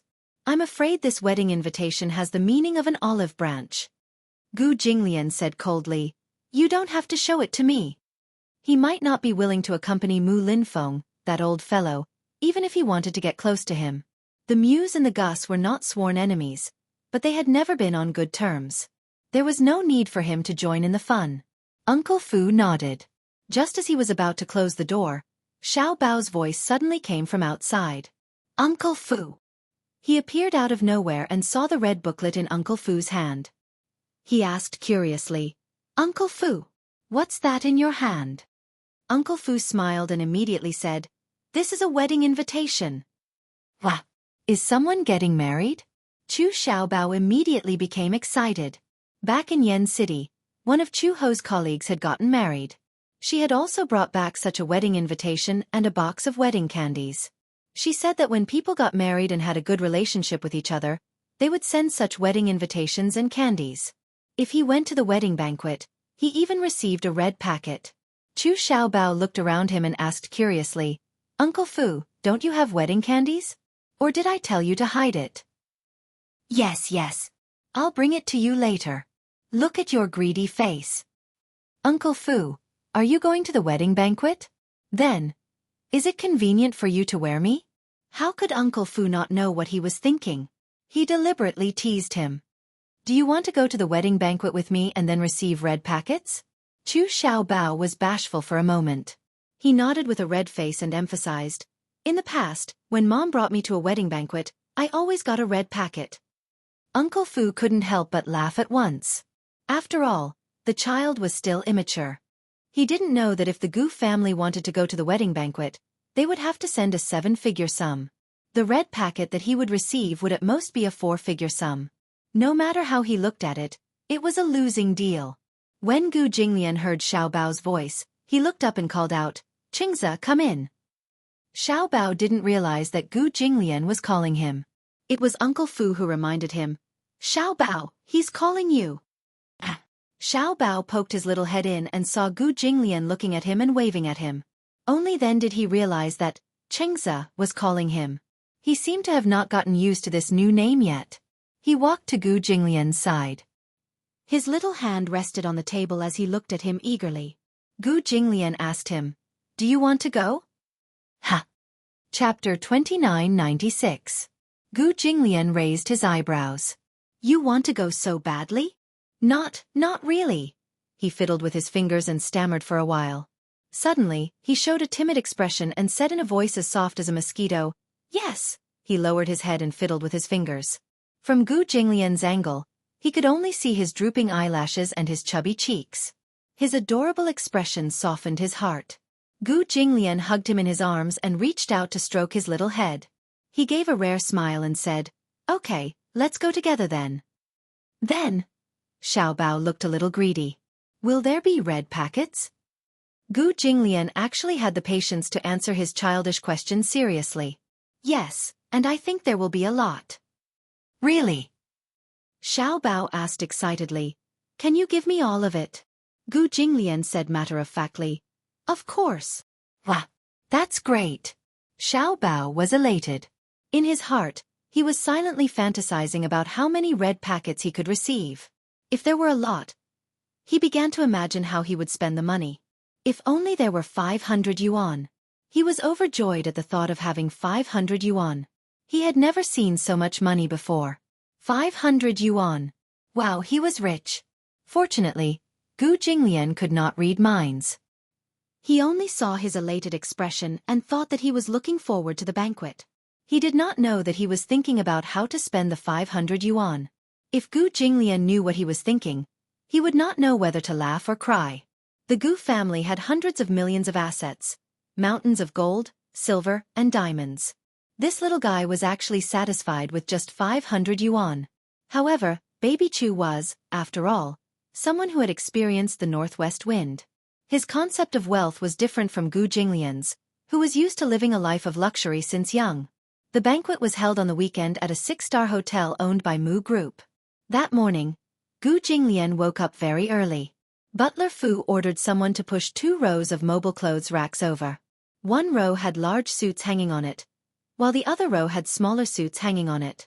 Gu Jinglian was very picky about what he wore. He first chose a suit for himself. As he was thin, he deliberately chose a double-breasted black suit. He looked imposing in it. He looked in the mirror and adjusted his appearance. Then, he turned and walked to the other row of clothes racks to choose a suit for Xiao Bao. As he picked, he asked, "Is he up yet? I've already sent someone to wake the young master up. After helping him wash his face and brush his teeth, I'll bring him here to change his clothes." Oh! Gu Jinglian picked up a black suit and looked at it. Suddenly, he raised his eyebrows and turned to look at him. "What about that woman?" "Master, are you asking about Hong He?" "Of course. She's been doing rehabilitation recently. She's recovering very quickly." Gu Jinglian said. "Watch her carefully." "Yes, I understand." After a while, the servant carried the little guy over. Xiao Bao was still sleeping. He was in a daze and looked like he was living in a dream. His eyes were not fully open. When they carried him to the bed, Xiao Bao rubbed his eyes with both hands and looked like he was complaining. "I'm so sleepy." Chapter 2997. Xiao Bao nodded, feeling wronged. Uncle Fu was amused by his charmingly naive look. He deliberately threatened, "Since you're not awake yet, why don't you sleep at home? We'll go to the wedding banquet and get the red packets." Xiao Bao nodded in confusion and yawned sleepily. However, it was only a momentary daze. After a moment of reaction, he realized what Uncle Fu was talking about. His mind clanged as the golden abacus clicked a few times. His eyes suddenly widened and he said proudly, "No! The red packets are mine." As he said this, he nimbly got up from the bed, put his hands on his hips, and said arrogantly, "Uncle promised to take me there." Uncle Fu pretended to cry. I've always been so nice to you, calling you Uncle Fu. I dote on you so much, but now I just want a red packet from you. Why are you so stingy?" His pitiful look was very convincing. Seeing this, Xiao Bao couldn't help but feel a little ashamed. He clenched his little fists, as if weighing something. Finally, as if he had made a decision, he clenched his fists and said solemnly, "How about this?" Gu Jinglian turned to look at him. Uncle Fu was also waiting curiously to see what kind of constructive speech he was going to make. Xiao Bao said painfully, "I'll give you some of the red packets." Gu Jinglian's face darkened, and Uncle Fu almost fell over. After waiting for such a long time and weighing the pros and cons, he was going to make such a speech? "How much is some?" Gu Jinglian asked curiously. "Yeah. If there's 100 yuan in the red packet, I'll give you 10 yuan. If there's 1,000 yuan, I'll give you 50 yuan. Uncle Fu counted with his fingers and muttered doubtfully, "Oh, this ratio doesn't seem right. 100 yuan for 10 yuan. No matter what, it was still 1/10, right? A 1,000 yuan for 50 yuan. That was too stingy.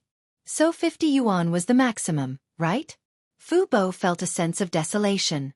Xiao Bao immediately defended himself and said, "If I had 2,000 yuan, I could have given you more." "Stop." Uncle Fu clutched his chest, looking very sad. "I didn't expect you to be so petty." All right. I won't tease you any more." Uncle Fu rubbed his head and said, "Keep all the red packets you've received. Uncle Fu doesn't want a cent from you." Xiao Bao smiled sweetly when he heard that no one would snatch the red packets from him. After Gu Jinglian picked out the clothes, Uncle Fu immediately helped Xiao Bao change into a small suit. Gu Jinglian walked in front of the little guy and examined him. He felt that there was something missing. Tie. The tie was too mature. Uncle Fu immediately suggested, "Let's use a bow tie." He immediately found a new black bow tie and tied it for Xiao Bao. "Does it look good?" Gu Jinglian took another look. Xiao Bao was pinching the corner of his shirt uneasily and smiling slightly. His eyes were clear, his lips were red, and his teeth were white. He was wearing a white shirt with a small black suit and a pair of black gentleman's pants. He was extremely handsome. A certain picky man finally nodded in satisfaction. This guy had inherited his facial features. His looks were definitely outstanding. If he dressed up well, he would be a handsome little gentleman when he went out. When he grew up, he would definitely be a handsome young man. Gu Jinglian was very satisfied with his genes. Chapter 2998. When they got into the car, Gu Jinglian carried him to the child's seat. The little guy was very curious about this thing. He poked it with his finger and asked curiously, this thing is installed in this car too? This safety seat was installed at Uncle Fu's request by Gu Jinglian. The black Bentley Continental was Gu Jinglian's personal car. However, he heard from Uncle Fu that if Xiao Bao was sitting in the car, it would be best to install a safety seat for the child's safety. Gu Jinglian did not agree at the time. He only snorted coldly, as if he did not agree. However, Uncle Fu carefully discovered that Gu Jinglian had someone install it the next day. He shook his head and sighed. This old master had a sharp tongue but a soft heart. Although he seemed to dislike Xiao Bao and was cold on the surface, in reality, he still cared about him. Gu Jinglian coldly poked his face and said, "Sit properly." As proud as he was, he would not say that he had specially installed it for Xiao Bao's safety. Xiao Bao sat down obediently and did not say anything. Gu Jinglian fastened the seatbelt for him. Along the way, Xiao Bao was in an especially good mood. He turned his head to look out of the window.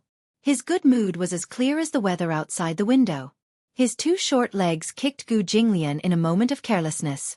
Gu Jinglian immediately hit him on the head and said, "Behave." Xiao Bao held his forehead in pain and looked at him pitifully. He complained, "Why are you so violent? Xiao Bao will become stupid if you hit Xiao Bao's head like that." Gu Jinglian replied coldly, "You're already so stupid. It doesn't matter if you're even more stupid." He was also a little suspicious. No matter how low his IQ was, it was still above average. How come his son didn't inherit his high IQ genes? According to Uncle Fu, when he was just in kindergarten, the teacher gave him a question. 1 apple plus 2 apples. And the little guy actually said that it was 0. When the teacher asked for the reason, the little guy actually said with conviction, "Because I ate them all." Isn't that equal to 0? Uncle Fu laughed at this joke for 5 days straight. Gu Jinglian was even more violent. He gave him 3 apples and forced him to eat them all. How could he eat 3 apples? After hugging and gnawing on it for a long time, she couldn't chew on it anymore. Gu Jinglian asked him, "How many apples is 1 apple plus 2 apples?" Xiao Bao counted with his fingers and looked at the remaining 1.5 apples on the table. He said aggrievedly, "There's still 1.5 left." Gu Jinglian was so angry that his nose was almost crooked. How could he be so stupid? Xiao Bao asked him matter-of-factly, "Since you know that I'm stupid, do you think I'm not stupid enough?" Gu Jinglian glared at him. "Even if I punch your head flat, you won't become any more stupid." Xiao Bao gulped nervously. He heard the hidden threat in his words and didn't dare to speak anymore. This uncle was so violent. He said that he would beat him up just because of a disagreement. The little guy mustered up his courage and said, "The TV is right. Being with a king is like being with a tiger." Gu Jinglian suddenly glared at him. Xiao Bao thought that he was going to hit him again and quickly covered his head. Because of his funny little action, Gu Jinglian broke his guard in a second and smirked. Chapter 2999. Wow! Uncle, you're smiling. I realize that you look so handsome when you smile. Before he could finish speaking, Gu Jinglian found him too talkative and gave him another knock on the head. Xiao Bao cried out in pain and rubbed his forehead in grievance. He snorted and didn't want to talk to him anymore. Ignoring him, Gu Jinglian's ears fell silent. Along the way, he stared at the documents and dealt with the matters, while Xiao Bao quietly looked out of the window at the passing scenery with eyes full of curiosity. In the car, the radio was turned on, and the news was broadcasted. Today, the Mu Group CEO, Mu Yanqing, and Mayor Song Zhengguo's daughter, Song Enya, will be held at the Mu Group's Grand Hotel. More than 100 media outlets will be present at the venue to follow and report on this high-profile wedding. The Mu and Song families were the four most prestigious families in the capital. This wedding could be said to be extremely grand. Song Enya woke up early in the morning to wash up and dress up. Naturally, the makeup team was in charge of her makeup, styling, and wedding dress. After a busy morning, Song Enya put on her wedding dress and stood in front of the full-length mirror, silently examining herself. Some time ago, she had lost the fetus due to a miscarriage. As a result, her body was greatly damaged and she was very weak. Even though she had been applying facial masks for half a month, the makeup artist still applied 2 thick layers of foundation for her to make her look more radiant. However, no matter how exquisite the makeup was, it could not hide her dim eyes. Jiang Qimeng walked to her side. Seeing that she was in low spirits, she rubbed her shoulders and comforted her. Enya, today is your big day. Why do you look so gloomy and unhappy? Song Enya's lips curled up, but she smiled reluctantly. Why would I be? You look so stiff. Are you still thinking about the child? As soon as Jiang Qimeng finished speaking, Song Enya bit her lip hard, feeling somewhat indignant. She gritted her teeth and said, How much have I sacrificed for this child? I didn't expect that Mu Yanqing to be so heartless as to destroy him. Jiang Qimeng comforted her. Even if the child is gone, there will be another one. Once you're officially married to Mu Yanqing, you'll be the Mu family's young mistress. Besides, it's fine if the child is gone. Don't think too much about it. In the future, as long as you can restrain a man's heart, there will be a second, a third. Mom! The more she listened, the more upset she felt. I'm starting to wonder if all this is what I want. Mu Yanqing's heart isn't with me at all. He couldn't even be bothered to brush me off. If it wasn't for his aunt who made the decision, he would definitely use this as an excuse to break off the marriage. You're going to marry him soon. Aren't these worries unnecessary? Song Enya asked uneasily, Can we really get married? Why do I feel so uneasy? Jiang Qimeng fumed. Why do you always say such depressing things?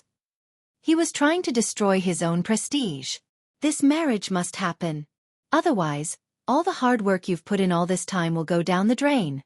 Clenching her fists tightly, she nodded with tears in her eyes. The wedding car was parked outside the Song family's villa. Chapter 3000. Mu Yanqing took the bouquet with a slight frown and a cold expression. He slowly made his way to the door and successfully completed the procedure. When he arrived at Song Enya's boudoir, he knocked on the door. Song Enya was sitting on the bed, her white wedding gown spread out like a sacred lily. She had her head lowered. Her head was covered by a veil that covered her face. She looked up and met his eyes through the thin veil. The two of them seemed to have something on their minds. He had married her because he was under orders. She, on the other hand, had no choice but to marry him. Their union was not based on any feelings at all. Therefore, unlike the sweet and romantic gazes of the bride at other weddings, the two of them looked at each other as if they were strangers. After going through the formalities, Mu Yanqing helped Song Enya into the wedding car. The two of them sat in the back seat, isolated from the hustle and bustle outside. Finally, Song Enya spoke in a low voice. I thought that you wouldn't be attending today's wedding. Mu Yanqing remained silent. Song Enya glanced at him and sneered. Mu Yanqing, you don't have to look at me like that. Do you think that I want to marry you? It's all because... Mu Yanqing suddenly turned to look at her and asked meaningfully, Do you think that it's a glorious thing for the bride to be abandoned on the road on her wedding day? Song Enya widened her eyes. How dare you? You want to throw me out of the car. Song Enya, do you know that I hate your despicable face the most when you get your way? I'm afraid of dirtying my hands if I throw you out of the car. Hearing his humiliation, Song Enya flew into a rage out of humiliation. She sneered and said, Don't touch me after we get married if you dare. Fine. Mu Yanqing said contemptuously, When I think of my wife having a test tube baby for another man, I feel as disgusted as swallowing 1,000 flies. Song Enya retorted, What about you? Do you think you're any better? Mu Yanqing, you come from a noble family, but you're still guarding a high-class prostitute like she's a piece of precious jade.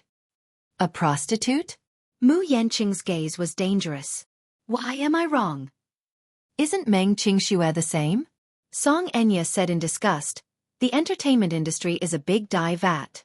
Everyone says that those who come from the entertainment industry are very scheming and are high-class prostitutes. I think Meng Qingxue lives up to her reputation. What kind of tricks did she use to make you run around in circles? What's the difference between you and Mu Yaja? They were all blinded by that B*TCH. But no matter what, your second brother is capable and capable. Even if he leaves the Mu group, he can still have his own world. What about you? You're just a pitiful puppet. Shut up. Song Enya, on the other hand, was in a fit of anger. How could she keep her mouth shut? She became even more insolent.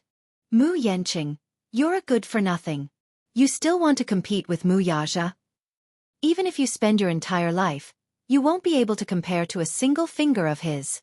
Furious, the man reached out and grabbed her by the throat. Song Enya, don't think that I won't dare to do anything to you. Song Enya did not think much of it. She glared at him and said impudently, Do it. Do it if you dare. I'm your wife. Strangle me if you dare. Let the world see how vicious and merciless you are. Chapter 3001. Mu Yanqing pushed her away abruptly and clenched his trembling fists. Suddenly he chuckled and said, What about you? Aren't you a self-proclaimed socialite? For the sake of the man you love, you're so cheap that you don't hesitate to use your child to tie him up. You actually thought of using such a despicable method like IVF to conceive his child by hook or by crook. In the end, Mu Yaja doesn't care about your sincerity at all. You say that Yun Shirshir is lowly, but you can't even compare to a strand of her hair. In your eyes, Yun Shirshir is as lowly as mud, but in his eyes, she's a precious treasure. What about you?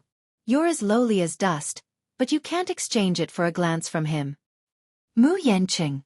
Song Enya's gaze was piercing. Stop talking. Why? Did I hurt you? Song Enya, recognize the truth. You're just a cheap broken shoe that no one wants. Yet, you still think you're so superior.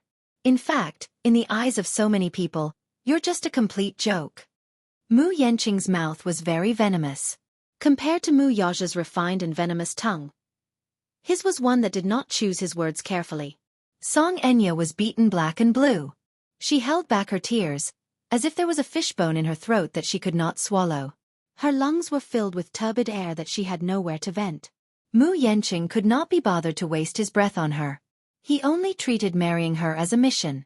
When the car arrived at the entrance of the hotel, the car door opened and Mu Yanqing got out. He stood at the door and had no intention of helping her out. Song Enya had no choice but to lift her skirt and get out of the car. Just as they got out of the car, countless reporters raised their cameras and took photos of them. However, some discordant voices still fell into her ears. The eldest young master of the Mu family doesn't seem to care much about this delicate wife of his. Look at his cold face. He doesn't seem to want to talk to the bride. This newlywed couple doesn't seem to have a good relationship. The two of them should have no feelings for each other since it's a marriage alliance, right? The bride doesn't smile much and seems to be unwilling. Unwilling? What's there to be reluctant about? Although the Mu family was a fallen aristocratic family, they were still the #1 aristocratic family with 100 years of history. The Song family and the Mu family could be considered to be climbing up the social ladder, right? Song Enya should be grinning from ear to ear after marrying into a rich family. She's probably upset because Mu Yanqing neglected her. TSK. How shameful. I think the Song family is trying to curry favor with the Mu family to get this marriage. Song Enya's face turned even darker as she listened to those gossips, feeling even more vexed.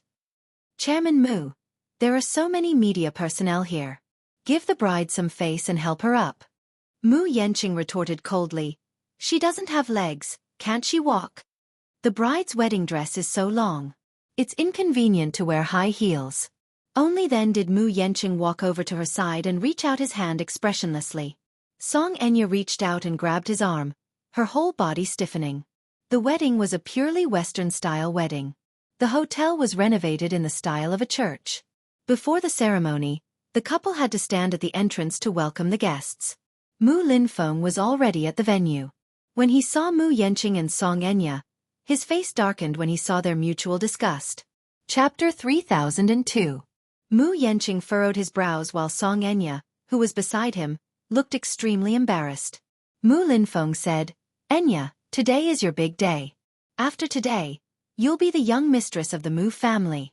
The guests today are all business partners and celebrities who have frequent dealings with the Mu group. Don't embarrass me." Mu Yanqing nodded. "Understood, second uncle."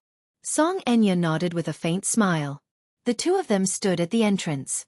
The man was tall and handsome while the woman was as charming as a flower. For the time being, they looked like a match made in heaven. The Mu group had put in a lot of effort into this wedding. Be it the setting or the details, it was as luxurious as a royal wedding. Coupled with the media's tracking, this was the best opportunity for the Mu group to showcase its financial prowess. After Mu Yaja left the Mu group, many people were waiting to see how the Mu group would fare. There were even financial media outlets that were criticizing the Mu group. Now, no one was optimistic about the Mu group after Mu Yaja's departure. Everyone in the Mu family was suppressing their anger, waiting for the day of the wedding to use the extravagance to vent their frustrations. Romantic music sounded at the venue. Mu Yanqing and Song Enya stood at the entrance to welcome the guests, while Mu Linfeng and Mu Shumin stood beside Mu Yanqing. Song Zhenghua and Jiang Qiming also arrived early to greet the guests. At this time, many guests had already entered the venue. Jiang Qiming smiled especially brightly. Her daughter had finally married into a rich family and had gotten what she wanted. Jiang Qiming had never had much status in the Song family.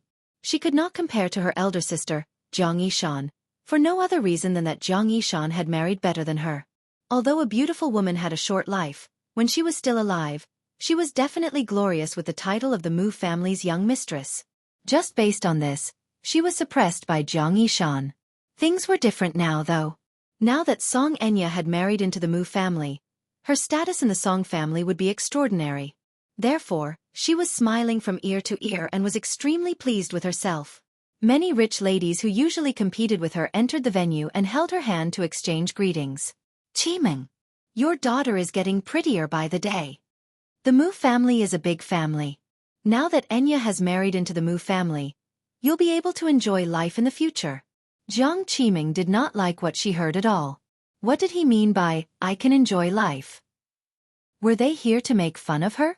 In the circle of noble women, there was always a strong tendency to compete. Jiang Qiming was no exception. Now that she could hold her head high, she naturally couldn't be bothered to bicker with these gossips.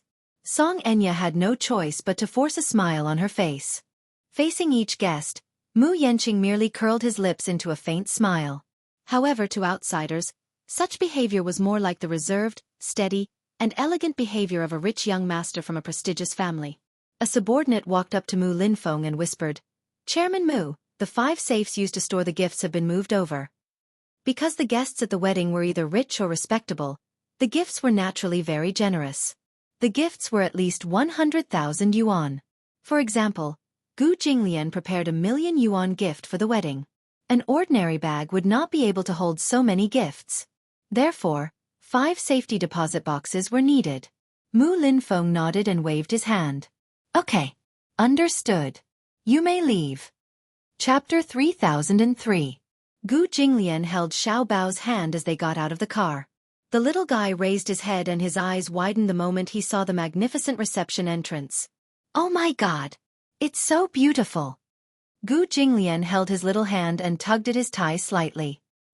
He was not used to such an occasion. Unless he had a close relationship with the Gu family, he would rarely attend an appointment.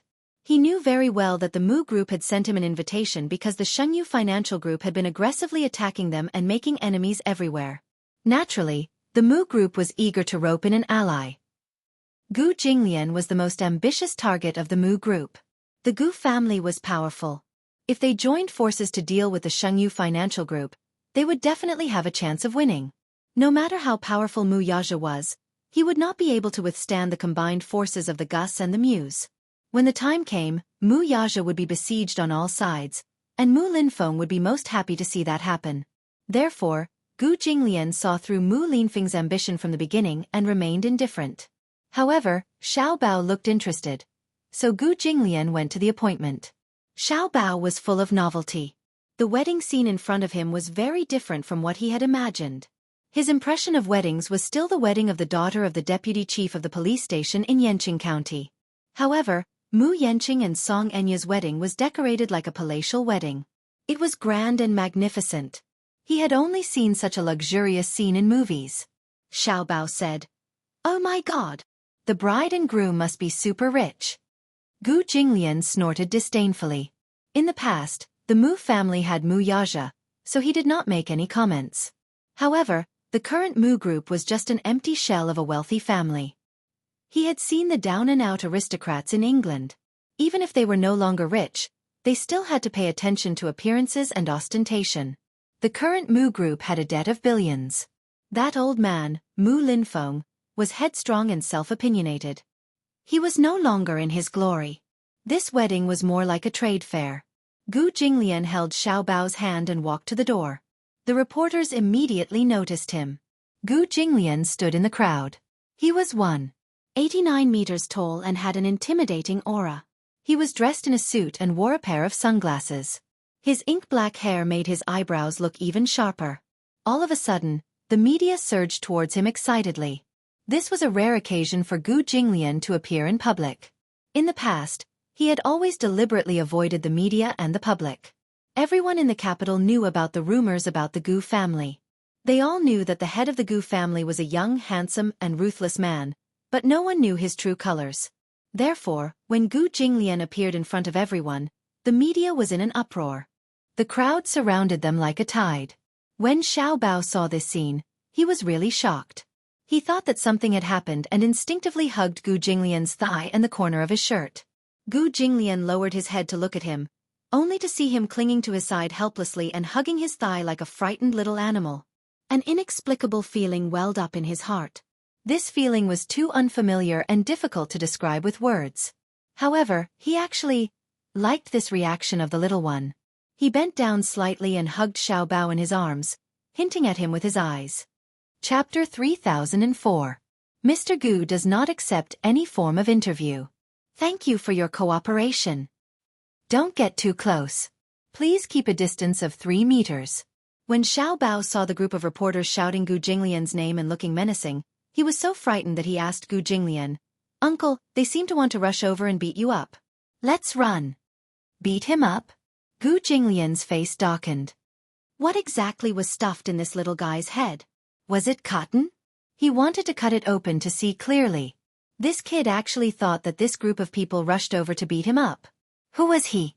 Who would dare to beat him up in the capital? "Do you have a death wish?" he said angrily. "Who dares to beat me up?" If anyone dared to touch a strand of his hair, he would cut off that person's hand. Why else would they all come for you? You're not a big star. Shut up. Gu Jinglian said, "Don't spout nonsense if you don't know anything." Xiao Bao mumbled aggrievedly, "Uncle, you're too much. I'm so worried about you, and you're telling me to shut up. I'm just afraid that you'll be beaten to death outside because of your arrogance." Gu Jinglian. He resisted the urge to curse and walked to the door with a livid face. When Mu Linfeng saw him, he did not expect him to come. There was a look of surprise on his face, but when he saw his dark and cold expression, his heart skipped a beat and he looked a little embarrassed. He originally thought that Gu Jinglian would not come even if he had sent an invitation. He did not expect him to come with such a face. He even suspected that someone had angered him. Mu Linfeng immediately walked over with his cane and greeted him warmly. "Mr. Gu. Sorry for not coming out to meet you. Sorry for not coming out to meet you." Gu Jinglian curled his lips coldly and looked straight at him.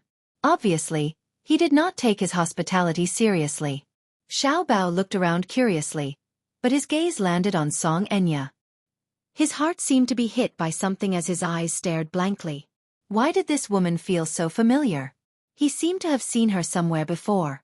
He could not remember for a moment, but at first glance, she gave him a very disgusting feeling. Song Enya sensed a gaze on her. She followed the gaze and met Gu Cheng's eyes. In an instant, her face turned pale with fright. Why is it him? Her memory wasn't bad. She recognized at a glance that this child was the child she had left in the warehouse that day. Seeing the child in a man's arms, she looked at the man curiously. Even though he was wearing sunglasses, she recognized him as the head of the Gu family, Gu Jinglian. It was rumored that he had ascended to the throne at a young age and had been in power for many years. The Gu clan was under his command, and they were insufferably arrogant. It was said that at that time, Gu Jinglian was the only person who could stand shoulder to shoulder with Mu Yaja. Then, what was the identity of the child in his arms? Could it be Gu Jinglian's son? But she had never heard of Gu Jinglian having a wife, let alone a son. The only thing she was sure of was that this child must have a close relationship with him. Otherwise, why would he lower himself to carry him in his arms? Seeing the child looking at her curiously, Song Enya lowered her head guiltily and subconsciously avoided his gaze. Xiao Bao became even more curious and stared at her suspiciously. His mind was in turmoil as he searched for memories of this face. Chapter 3005. Xiao Bao lay on his shoulder and continued to look in Song Enya's direction. Seeing that he was restless, Gu Jinglian slapped his butt. "What are you looking at? That bride looks so familiar. I think I've seen her somewhere before." Gu Jinglian ignored him. Seeing Gu Jinglian carry the child away, Song Enya could not help but rejoice. It was said that this child had a bad memory. He had probably forgotten about her and what happened that day. After all, how old could a child remember anything? She was just scaring herself. Song Enya comforted herself. After all, when she found out that she had kidnapped the wrong person, she did not do anything to the child. She did not scold him or hit him. She only left him where he was. Wasn't this little brat fine now? She was still wondering how this child managed to escape from that barren area. She was only worried that this child would not recognize her. However, on second thought, so what if the truth was exposed? After today, she would be the young mistress of the Mu family.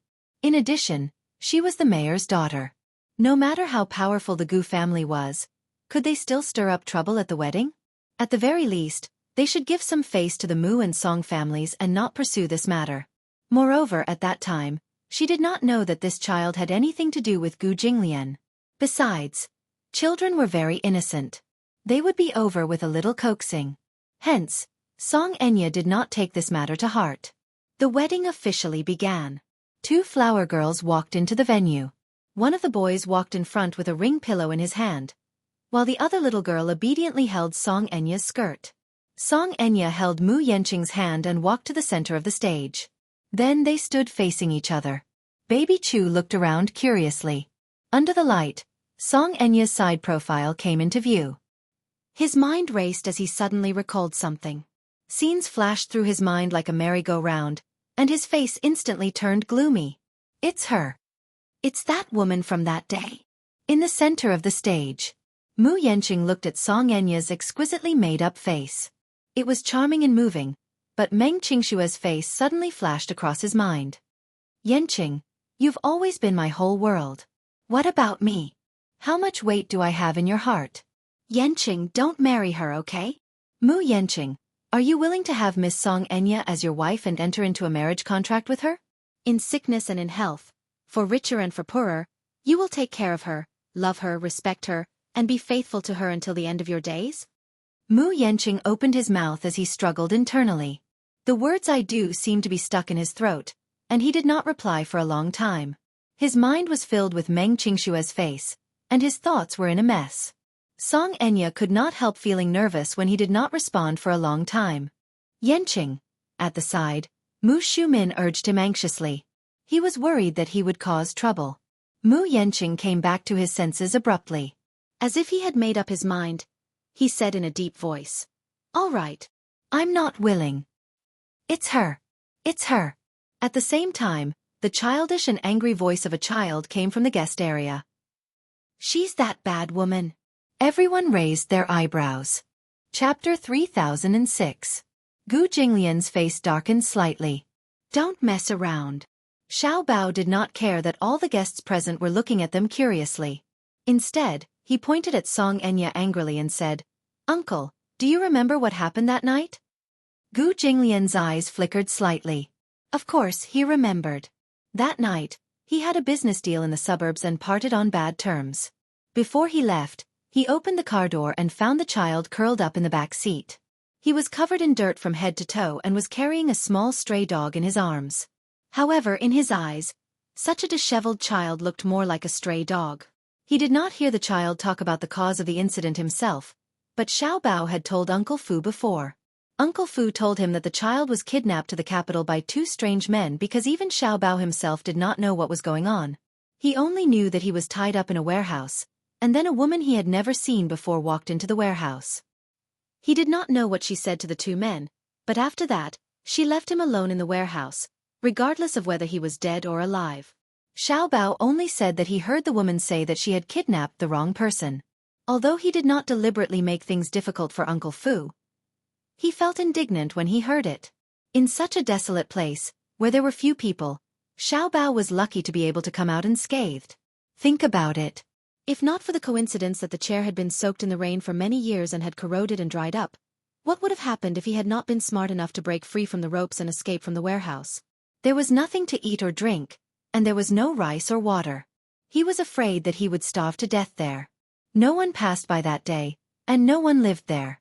He did not have a phone on him and could not communicate with the outside world. There was no way for him to expect anyone to come to his rescue. But so what if he broke free? From there to where there were people, it was a full 10-kilometer drive. Even if it was a car, it would take an hour. However, a car was a car. For a child, a 10-kilometer drive was a straight path to death. Not to mention a 10-kilometer drive, he would not even be able to walk to the end of it. However, Xiao Bao was too young.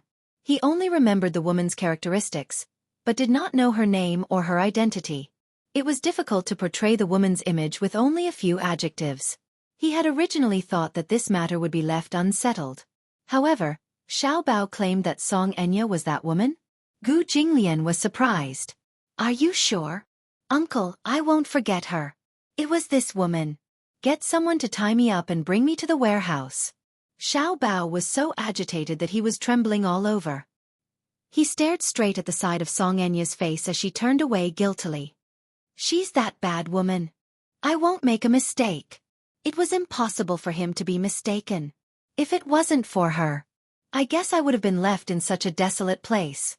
You don't know, if I hadn't met Uncle, I would have starved to death there. At the mention of grievances, Xiao Bao's eyes turned red.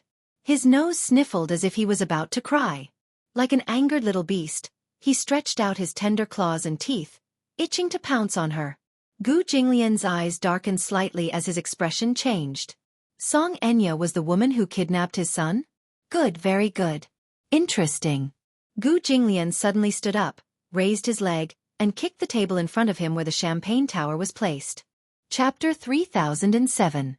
The wine glasses stacked on top of each other fell to the ground and smashed into pieces. The floor was instantly in a mess. The sudden loud noise startled everyone present. They stood up one after another and looked in Gu Jinglian's direction in horror. They looked at the wreckage at his feet in fear and confusion. Song Enya was stunned by Gu Jinglian's shocking action. Mu Linfeng and Mu Shumin also stood up at once. At the side, Song Zhenghua and Jiang Qiming heard the noise and looked in Gu Jinglian's direction. Their gazes fell on the champagne tower that he had kicked over. Only then did they understand where the huge commotion came from. Mu Linfeng hurriedly walked over with his cane and asked politely, "Master Gu, what's the matter? What happened?" Gu Jinglian did not look at him. Instead, he looked at Song Enya and said coldly, "Song Enya, you owe me an explanation." Song Enya was inexplicably flustered. She lowered her head guiltily and did not dare to make a sound. This child actually recognized her. How would she dare to make a sound when Gu Jinglian questioned her like this? Offending the Gu family was scarier than offending anyone else. Everyone knew Gu Jinglian's identity and the status of the Gu family in the capital. The current Gu family was no longer what it used to be. It was even more so that the Muse could not afford to offend them. If Gu Jinglian wanted to make things difficult for her, to put it bluntly, even the Muse would not be able to protect her. Song Enya trembled in fear. Not going to speak? Gu Jinglian's tone became increasingly displeased. I'll give you 3 seconds. I don't have much patience. 1. 2. Mu Yanqing was initially stunned. He did not know what had happened. Why did Gu Jinglian seem to want to cause trouble for no reason? The Muse and the Gus did not have any deep hatred for each other, so why did he want to cause trouble at the wedding?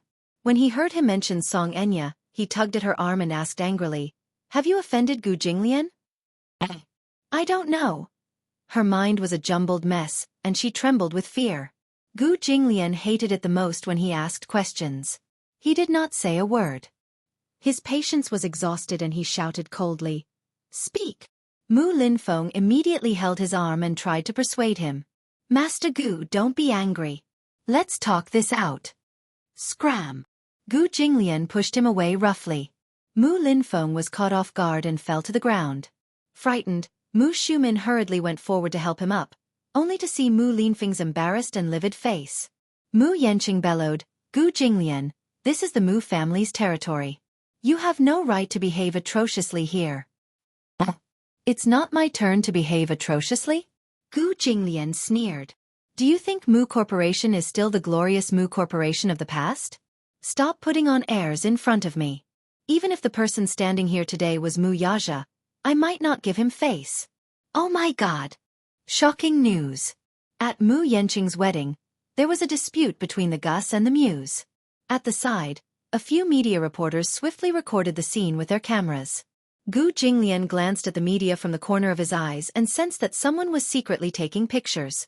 His gaze was dangerous.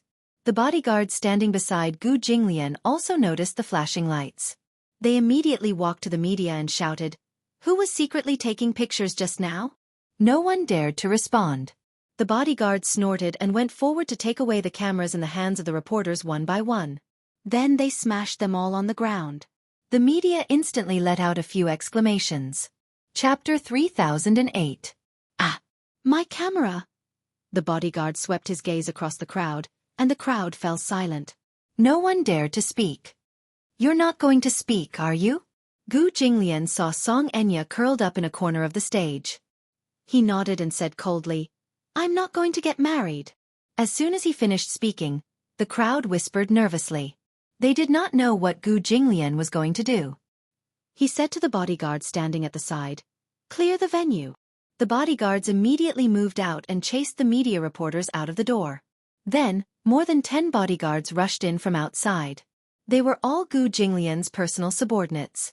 They rushed into the hall and walked up to Gu Jinglian. "Master Gu, what are your orders?" Gu Jinglian said coldly, "Smash it." The bodyguards immediately nodded.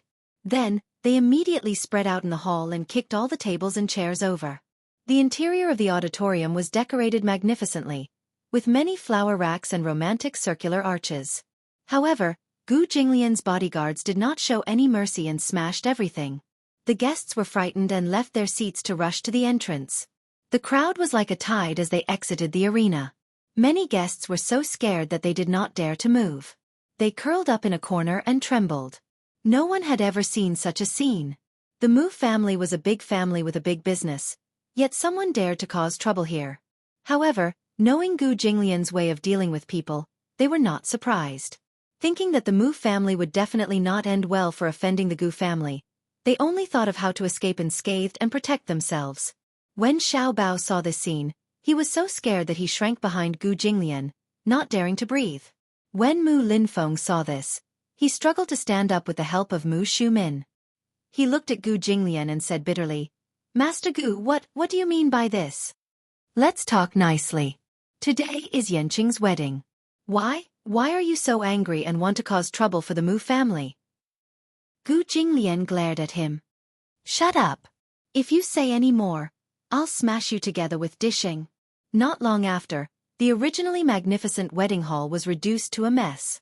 Song Enya stared blankly at this ghastly scene, her heart in her throat. It was said that the Mu family had spent 300 million yuan on this wedding. Every piece of decoration in the venue was expensive. Just the flower arch alone was worth 200,000 yuan. The crystal goblet from the champagne tower was worth more than 100,000 yuan. Not to mention, the guests present were either rich or respectable. Some of them were even the leaders of the political world. Even the prime minister of other countries was present. Now that the wedding has been ruined like this, the Mu and Song families will only become laughingstocks. Jiang Qiming was scared out of her wits by Gu Jinglian's subordinates. Each of them glared at her covetously. Tall and mighty, they walked over with a swift and fierce aura. With a casual lift of their hands, the stage was overturned. She fell to the ground in fright and was immediately helped up by Song Zhenghua. Shameful, utterly shameful. Song Zhenghua strode in front of Song Enya and questioned angrily, "What did you do to offend Gu Jinglian? Say something." "I really don't know anything." A few minutes later, everything in the venue was smashed into smithereens. More than 10 bodyguards returned to Gu Jinglian's side and waited for his orders. "Bring that woman here," Gu Jinglian ordered again. "Yes." Chapter 3009. The 2 bodyguards immediately walked up to Song Enya and grabbed her by the collar of her wedding gown. How would she dare to let them bring her to Gu Jinglian? She struggled with all her might. Jiang Qiming and Song Zhenghua naturally would not sit back and do nothing. They stepped forward to help as well. Unfortunately, not to mention one Song Zhenghua, even 10 Song Zhengguos would not be able to compete with these 2 strong bodyguards. In the midst of their struggle, a rip was heard. Song Enya's strapless mermaid wedding gown was torn apart by the bodyguards. With a whoosh, the wedding gown slid down her chest, exposing her naked body to everyone's eyes. The crowd was in an uproar. Song Enya was so frightened that she let out a hysterical scream. She covered her chest in shame, but no matter how hard she tried to cover it, the beautiful sight of her invisible bra could not be hidden and was exposed to everyone's eyes. The wedding gown was a one-piece, and when it slid to the ground, even her leggings were exposed. Song Enya's face was burning hot. She felt as if the world had turned upside down and the sky had turned dark. Jiang Qiming was already scared out of her wits, and Song Zhenghua was even more flabbergasted. However, the 2 bodyguards still did not show any mercy. With the wedding gown torn, they each grabbed one of her arms and dragged her. Song Enya struggled and screamed, refusing to go with them no matter what. One of the bodyguards gave her a hard kick. It was Gu Jinglian's order to bring her over. She had no right to say no. They were just following orders. Song Enya struggled, but one of them grabbed her by the hair and dragged her mercilessly all the way. "Ah! Help! No!" Song Enya was about to go crazy. She was naked, only wearing leggings and a strapless bra to cover her body. However, she could still imagine how the surrounding guests would look at her with contempt. She had a sense of shame too. Being dragged naked on the ground in front of so many people, she was so ashamed that she wished she could die immediately. "Ah!" Everyone present could only hear her screaming at the top of her lungs. Song Enya was dragged along the floor by the bodyguard by her hair. Her head knocked against the legs of a table, causing her to feel dizzy. In addition, there were many broken corpses on the ground. Her skin was cut open, and her clothes did not cover her body. Immediately, she was covered in wounds and dripping with blood. By the time Song Enya was brought before Gu Jinglian, she was already in a mess. Gu Jinglian narrowed his eyes. He felt that such a woman was dirty even if he touched her. He asked Gu Chengzi, "Is it her?" Xiao Bao was dumbfounded and asked timidly, "Uncle, what are you doing?" He hated her, but he was also frightened by this battle. "Gu Chengzi, listen up. You're my son. No one has the right to hurt you." As Gu Jinglian spoke, he glanced at Song Enya coldly. "I won't let off anyone who dares to hurt you." Xiao Bao nodded in a daze. "Uncle, I'm scared." Somehow, he felt that it was very cruel of him to do this. Gu Jinglian furrowed his brows. "What are you scared of?" The man squatted down and picked him up. "Is this enough to scare you?" Xiao Bao's good-looking brows furrowed slightly. Somewhat indignant, he puffed up his chest indignantly. I'm not scared. This bad woman deserves it." Gu Jinglian lowered his head and glanced at Song Enya, who was crying uncontrollably at his feet. His brows narrowed coldly. Chapter 30:10. Beat her up. Gu Jinglian cast her a sidelong glance. His nonchalant words sounded as if he were ordering his men to beat a dog. Hearing this, Song Enya could not help but curl up her body and retreat backward. She shook her head frantically and cried, Don't! Song Zhenghua reacted at once. Seeing his daughter being surrounded by the bodyguards, he rushed forward and stood in front of her to protect her. "How impudent! Gu Jinglian, this is a public place. Don't act recklessly. You're assaulting a defenseless woman. Are you even a man?" Song Zhenggua's voice was thick with the accent of a bureaucrat. Gu Jinglian raised his eyebrows coldly and said expressionlessly, "Song Zhenghua, don't put on airs in front of me. Get lost, Or else I'll beat you up too. How dare you?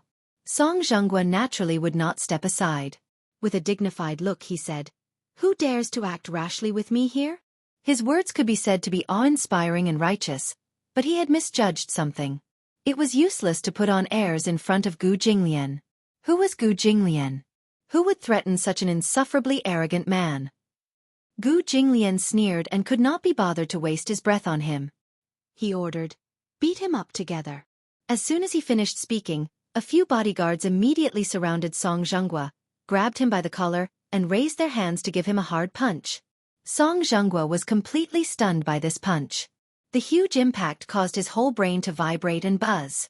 Song Enya shrieked in fright, but in the next second, a slap came down on her face, causing her face to sway to the side. Bang! Bang! 4 to 5 bodyguards surrounded the father and daughter pair and greeted them with punch after punch. Jiang Qiming let out a heart-wrenching scream at the sight of such a ghastly scene. She had never imagined that things would turn out like this. She scrambled over to Gu Jinglian and knelt in front of him with a plop. Grabbing the hem of his trousers tightly, she begged, Master Gu, let's talk things over. Stop hitting him. Stop fighting. Gu Jinglian kicked her away and said coldly, Get lost. One had to know that as a member of the Gu family, he had received martial arts training since he was young. With this kick, Jiang Qiming rolled to the side like a rubber ball until she hit the wall and fell limply to the ground. The pain was so excruciating that her internal organs were about to be turned upside down. Mom! Save me! Save me! Song Enya's cries were still ringing in his ears. Jiang Qiming refused to give up and crawled back to Gu Jinglian's side. She kept kowtowing and begging, President Gu, please spare my life. If they continued to fight like this, someone would die. Enya had just suffered a miscarriage a while ago, so her body was still very weak. If this goes on, I'll die. Sob, sob, sob. Stop hitting me. Stop fighting. I beg you. Don't hit me anymore. Gu Jinglian remained indifferent and turned a blind eye to it, like a cold-blooded emperor. Xiao Bao hugged his shoulders and could not bear to watch this scene any longer. He suddenly looked deeply at Gu Jinglian. From his angle, he could only see the man's side profile. He was handsome, cold, and emotionless. However, even though he was young, he understood that this man was backing him up. Backing him up. This word was too unfamiliar. Chapter 30:11. Other than Chu Ho, no one would back him up. Today, however, he had a taste of being protected by someone. This man stood up for him and taught the bad woman who had bullied him a lesson. In his eyes, this man should be very bad. He was arrogant, cold-blooded, and sometimes very fierce to him.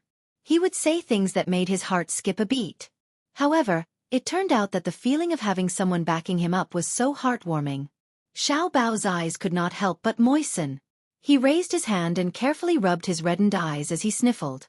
Gu Jinglian could not help but turn his head, only to see him looking at him pitifully with reddened eyes, as if he had suffered a great grievance. The man could not help but feel even angrier. He thought that the young man was feeling wronged and could not vent the hatred in his heart. He turned his head and ordered, "Don't you have any strength in your hands? Give him a good beating." When the bodyguards heard this, they did not dare to delay and increased the strength in their hands. In just a short while, Song Zhenggua's face was swollen like a pig's head. Song Enya was not any better. Her face was bruised and swollen, and she could not even cry. She was almost numb from the beating. Jiang Qiming cried until tears and snot streamed down her face. She kept kowtowing, but her forehead was swollen and bruised. Gu Jinglian did not even look at her and remained indifferent. She turned and crawled to Mu Linfeng's feet, begging again. "Second Master Mu, quickly think of something. If this goes on, Zhenghua and Enya will be beaten to death." Mu Linfeng watched this scene from the beginning. His expression was anxious, but his heart was trembling. He looked at Gu Jinglian. Such a young man actually had such a cold heart. Rumor had it that Gu Jinglian was young and frivolous. He was ruthless and would do anything to achieve his goals. He once thought that this was probably an exaggeration. However, after witnessing it with his own eyes, this man's ruthlessness was far beyond his imagination. Mu Linfeng felt his hair stand on end and became even more wary of Gu Jinglian. However, even though he was old, his brain was still working. He finally realized who Gu Jinglian's anger was directed at. Song Enya must have offended him, so much so that he was willing to offend the muse to punish her harshly. How could he step forward for Song Enya at this point? Otherwise, if they offended Gu Jinglian at this critical juncture, the Mu group would be implicated and the Mu family would not have a good ending. How could Mu Linfeng be so stupid? He was very clear that at this time, he naturally had to take a good stand. He absolutely could not interfere at such a critical moment and invite disaster upon himself. Chimeng, it's not like you don't know what kind of person Gu Jinglian is. In order to achieve his goals, he had always been unscrupulous. Why don't you ask your daughter how she offended the Gu family? Apologize properly. Jiang Qiming was even more confused as she cried. I don't know either. The Song family and the Gu family have nothing to do with each other. Then why would the Gu family pick on you for no reason? Chapter 30:12. If I knew that your daughter had offended Gu Jinglian, Mu Linfeng sucked in a breath of cold air and said with a straight face, no matter what, I won't agree to this marriage. Jiang Qiming was stunned and fell to the ground in despair. A bodyguard walked up to Gu Jinglian and asked cautiously, Master Gu, she seems to be dying. Do you want to continue? Gu Jinglian asked coldly, she's not breathing anymore? Yes, she is, but she's already fainted. The crowd slowly dispersed. Gu Jinglian looked over and saw Song Zhenghua kneeling on the ground. His face was bruised and swollen, and his body was on the verge of collapsing. It looked as if he would collapse in the next second and never wake up again. Song Enya, on the other hand, had completely fainted. Her face was covered in blood, and her body was covered in bruises. Her chest patch had also fallen to the ground. She was in a terrible state. The bodyguard kicked her face, but there was no reaction. Earlier, amidst the chaos, one of them casually picked up a bottle of champagne and smashed it hard on the back of Song Enya's head. She fainted at once, and no matter how they kicked and punched her, she did not make a move again. Someone went forward to check her breathing. It was weak, but there were still signs of life. However, she did not wake up no matter what. It was not that they were afraid of killing her, but at this time, they had to ask for Gu Jinglian's opinion. If he ordered them to continue beating her until she was out of breath, they would continue. Gu Jinglian frowned and walked to Song Enya's side. He kicked her with the tip of his foot, and someone immediately squatted down to wipe off the blood-stained tip of his shoe. Master Gu, she's dirty. Don't dirty your shoes. Xiao Bao also saw Song Enya's miserable state. He was so frightened that he immediately hugged Gu Jinglian's shoulders. Such a little attachment stunned Gu Jinglian slightly, and the corners of his lips involuntarily curled up. He was unexpectedly satisfied with this little brat's dependence on him. Uncle, she's not dead, is she? Xiao Bao asked fearfully. No. Gu Jinglian was very confident. His men always knew what they were doing and would never kill anyone easily. Hence, he was certain that the Missy was still alive. Uncle, stop fighting. Xiao Bao pursed his lips and couldn't bear it. She looks so pitiful. Gu Jinglian said coldly, this kind of person is not worth pitying. However, he didn't finish his sentence. The next sentence was, even if you die, it's not worth pitying. Xiao Bao, on the other hand, felt that it was too cruel. He had already vented his anger by beating her up like this. Initially, he hated and was angry with Song Enya, but after being taught a lesson by Gu Jinglian, he pitied the woman instead. After being beaten to such a state, it was unknown whether he was still alive or not. Uncle, let's go. Xiao Bao tugged at his collar and said pitifully, I don't like this place. All right. Let's go. Gu Jinglian carried Gu Chengza and was about to leave when he suddenly thought of something when he passed by Song Zhenghua. He turned around and glanced at Song Zhenghua, who had been beaten until he was delirious. With a look of disgust, he said, the Song family is one of the 4 prestigious families. However, from tomorrow onwards, the Song family will cease to exist. With that, he carried Gu Chengza and left without looking back. As soon as Gu Jinglian left with his men, the guests did not care about etiquette and small talk. When they saw the door open, they hurriedly left. Chapter 30:13. Sobbing, Jiang Qiming pounced on Song Enya and carefully hugged her. However, just as she hugged her shoulder, she heard the sound of bones breaking. She was so frightened that she froze and did not dare to act rashly. Where's the ambulance? Jiang Qiming broke down and howled. Call the ambulance. Send her to the hospital quickly. Send her to the hospital quickly. Only then did Mu Yanqing react. Just as he was about to take out his phone to call the ambulance, Mu Linfeng stopped him in time. Second uncle, what's wrong? Don't interfere in this matter. Don't you think it's bad enough? Mu Linfeng said hatefully. If I had known that Song Enya had offended Gu Jinglian, I wouldn't have let you two get married.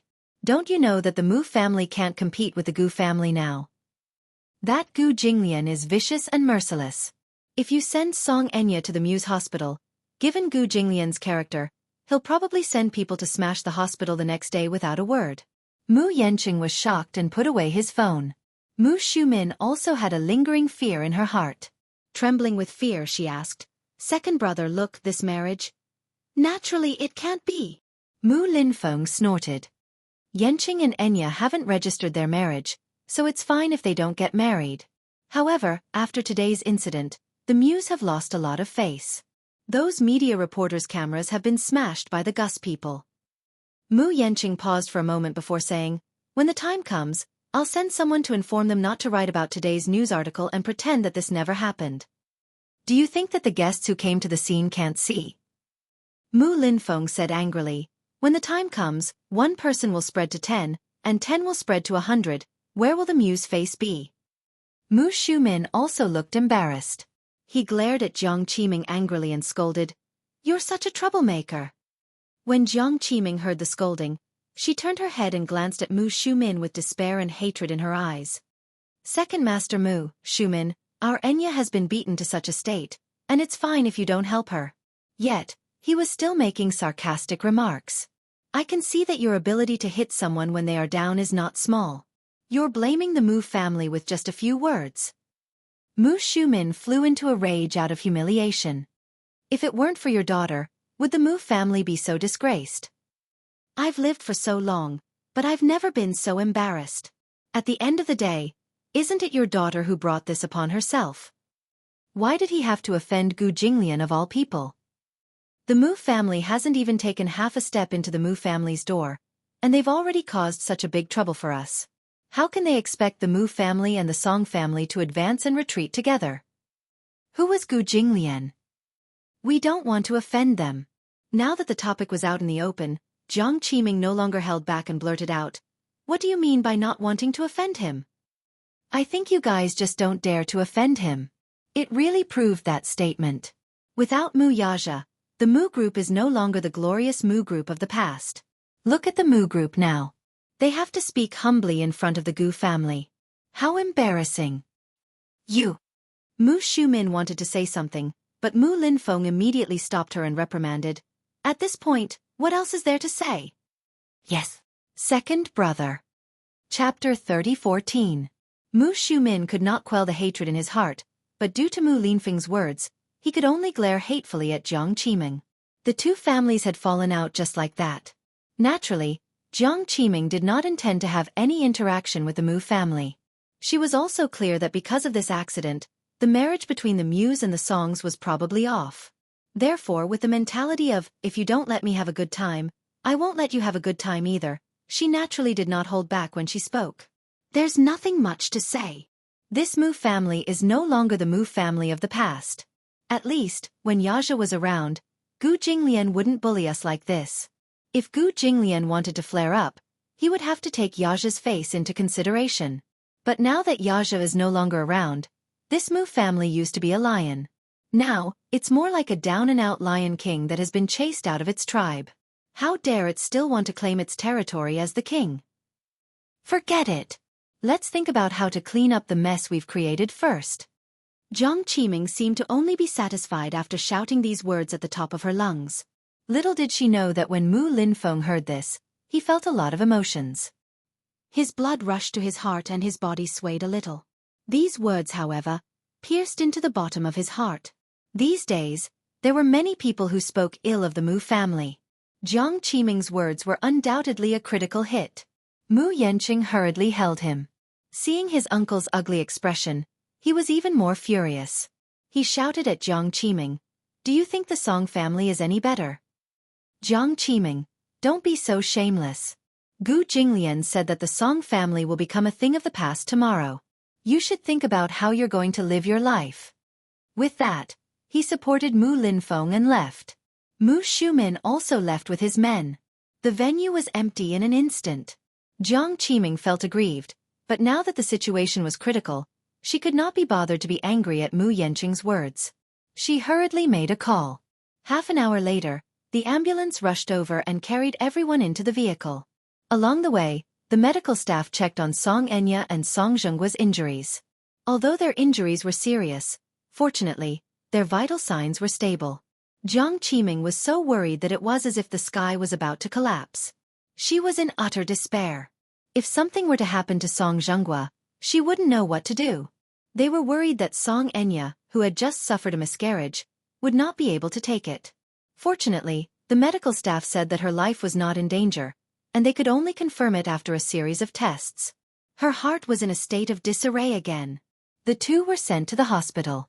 Song Zhenggua and Song Enya were sent to the emergency room one after another, leaving Jiang Qiming waiting outside the operating theater.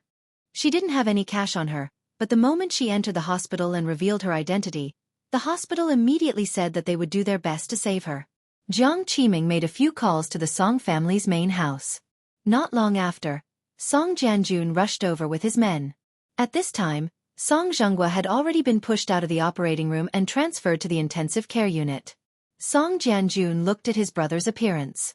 The doctor told him that there were no other injuries, just a severe concussion and a few broken bones in his body. There was no danger to his life. However, at Song Zhenggua's age, the injuries to his muscles and bones would probably take a long time to recover. Chapter 30:15.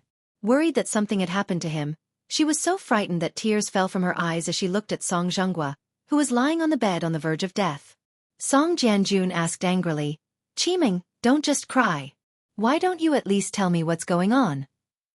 Today was Song Enya's wedding, so Song Jianjun was in the June district. He was not present and only sent a red packet because he did not know what had happened. Jiang Qiming immediately told him everything. When Song Jianjun heard that it was Gu Jinglian who had beaten someone up to this state, he was even more shocked. How did you offend someone like Gu Jinglian? Song Jianjun had a deep memory of Gu Jinglian's name. It was not for any other reason but because Gu Jinglian was probably the first person in history to have led a group of people to smash up the June district's courtyard. Back then, a certain second-generation heir from the June district's courtyard had somehow run over to the Gu family's gambling den to gamble and ended up with a huge debt. However, this fellow was probably full of himself and did not think much of the Gu family because of his background. At that time, the Gu family had a change of dynasty, and Gu Jinglian had just ascended to the throne. He thought that even if he offended this inexperienced calf, it wouldn't cause much of a stir. However, this fellow did not gloat for long. The next day, Gu Jinglian sent people with dozens of men to smash his house's courtyard into smithereens. Gu Jinglian's methods were surprisingly ruthless. Apart from the living, everything that could be formed in the house was smashed. He threatened to break his limbs if he did not return the money within 3 days. That young master was finally scared out of his wits.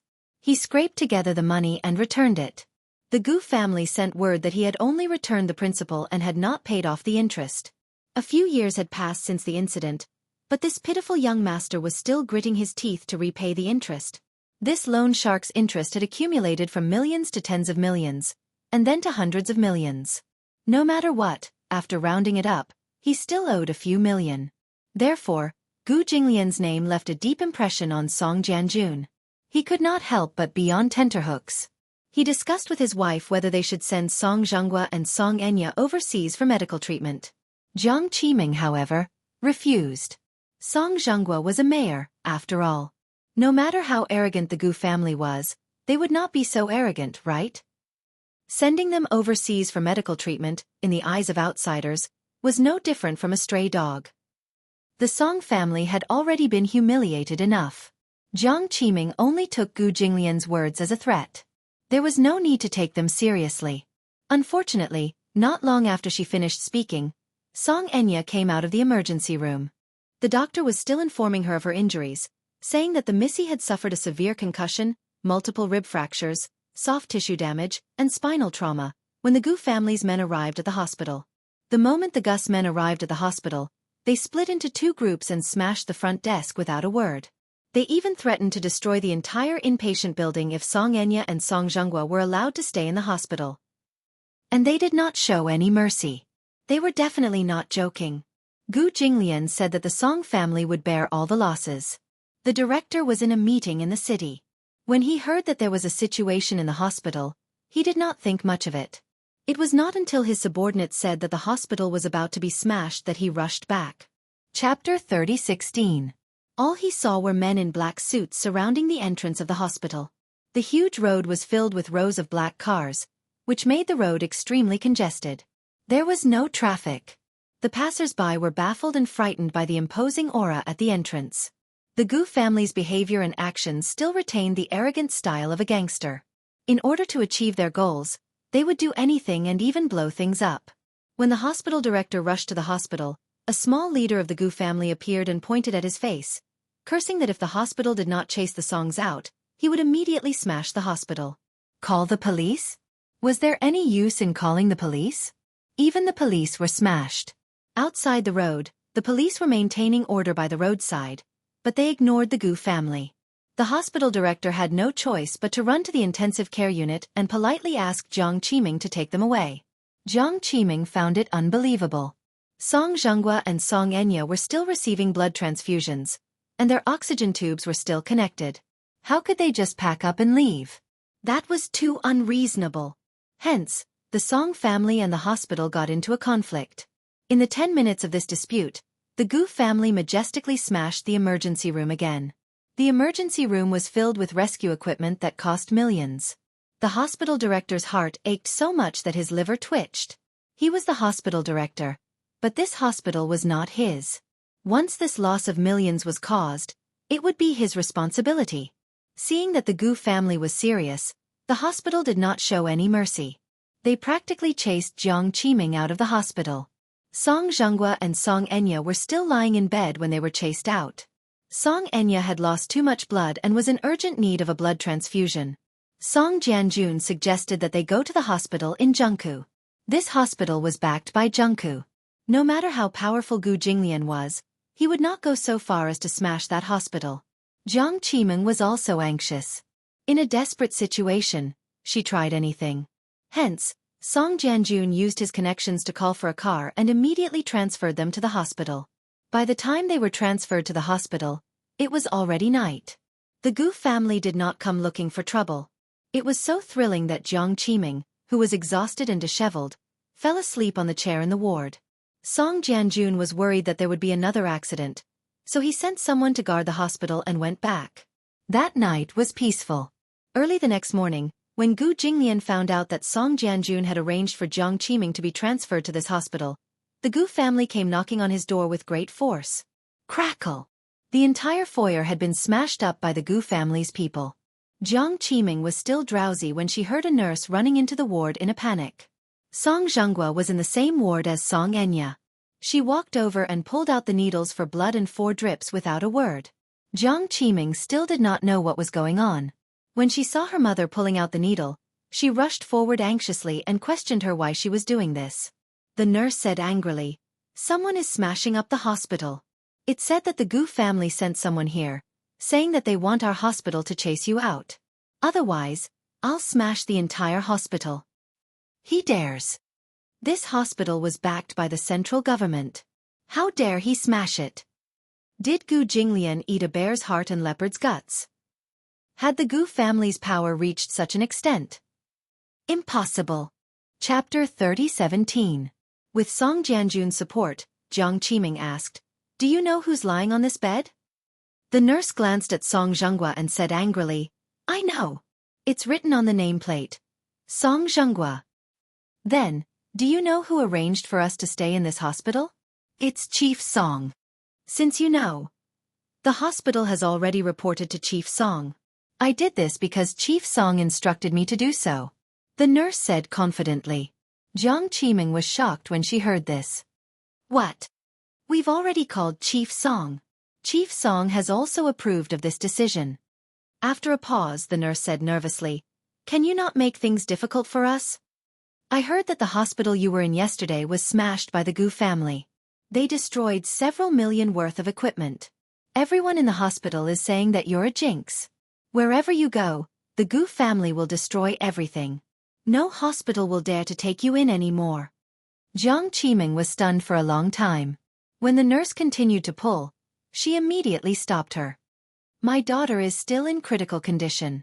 She's still receiving a blood transfusion. You can't pull it out. Chief Song has already spoken. The director can't just stand by and watch the hospital be smashed into a mess because of you. The hospital is a place to save the dying and heal the injured. How can we just stand by and watch people die? You don't understand. However, the nurse was a snob. With the hospital's support, she ignored Jiang Qiming's objections and called over a few male doctors. Together, they pushed the bed out of the hospital. When the Gu family saw that they had been chased out, they immediately retreated. Jiang Qiming was furious. This Gu Jinglian was forcing her into a corner. She called Song Jianjun. On the other end, the latter said helplessly that he had no choice but to send a car to send Song Zhenghua and Song Enya home. Jiang Qiming originally thought that this was the end of Gu Jinglian. She did not expect that with Gu Jinglian's character, he would definitely not stop once he was angered to the point of death. This man had always returned kindness tenfold and enmity 100-fold. If he was displeased, he would return it 100 times, 1,000 times over. As soon as the car arrived at the entrance, Jiang Qiming didn't have time to send Song Yunxian home before she saw cars from the prosecutor's office parked in front of the Song family's gate. Jiang Qiming had met him once before and greeted him at a dinner party. He was Shen Yanfei from the capital's Discipline Inspection Commission. Her mind went blank.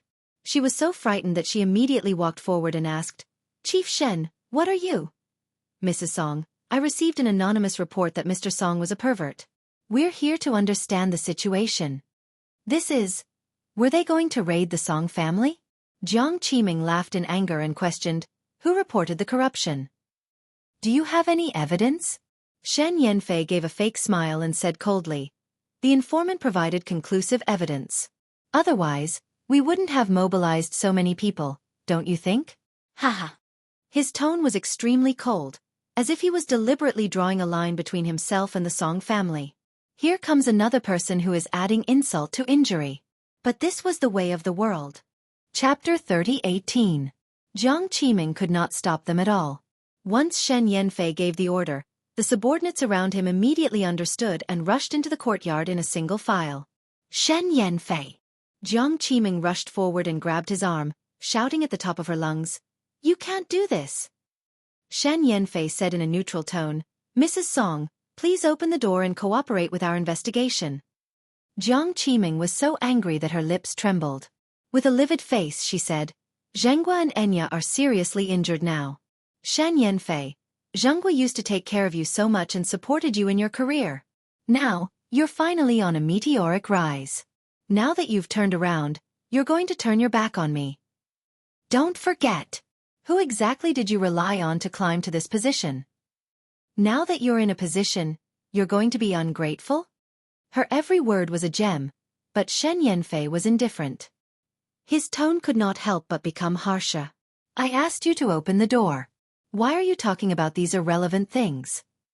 Indeed, Mayor Song used to support me a lot. But, since when did Mayor Song have so much power to promote anyone he wanted? Jiang Qiming was speechless for a moment. She had dug a hole and jumped into it herself. She was so angry that she did not pay attention to her words. Shen Yanfei looked at her coldly and said expressionlessly, You're just trying to divert attention and avoid the investigation. Since you're so uncooperative, don't blame us for being rude. With that, he waved his hand and said to his subordinates, Search the house properly. Yes. His subordinates immediately broke through the door. The lock on the sturdy door was broken, and a group of people rushed in. As soon as they walked in, they immediately began to search. Jiang Qiming wanted to rush in, but she was immediately restrained. The Song family's villa was not big, but it was not small either.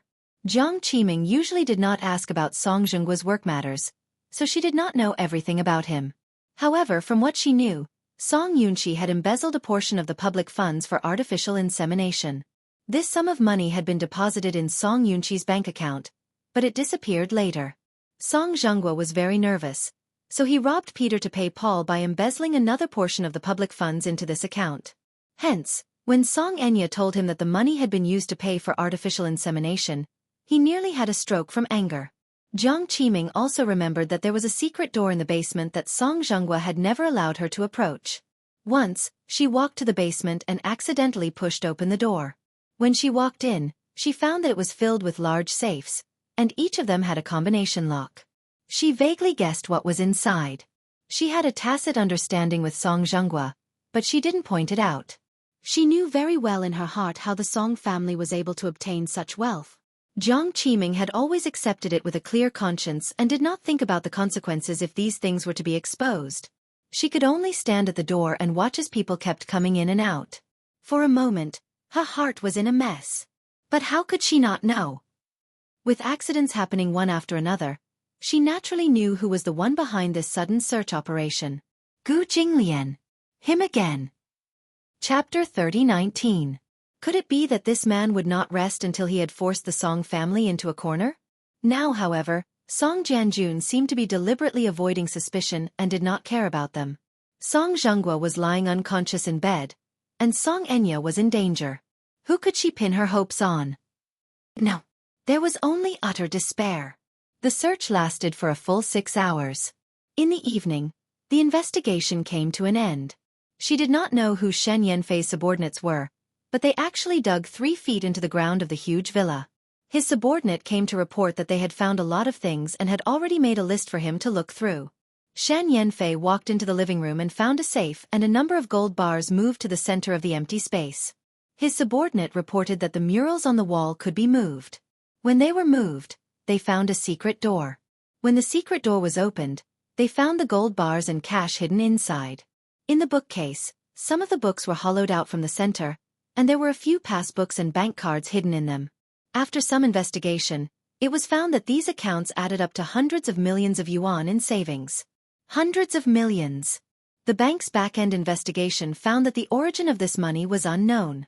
A portion of it had not been processed, so the bank immediately froze it. All these years, Song Zhenghua had been transferring his assets overseas, including several properties he had bought in America.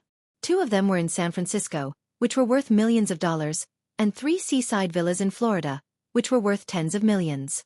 There were also some scattered assets that had yet to be cleared.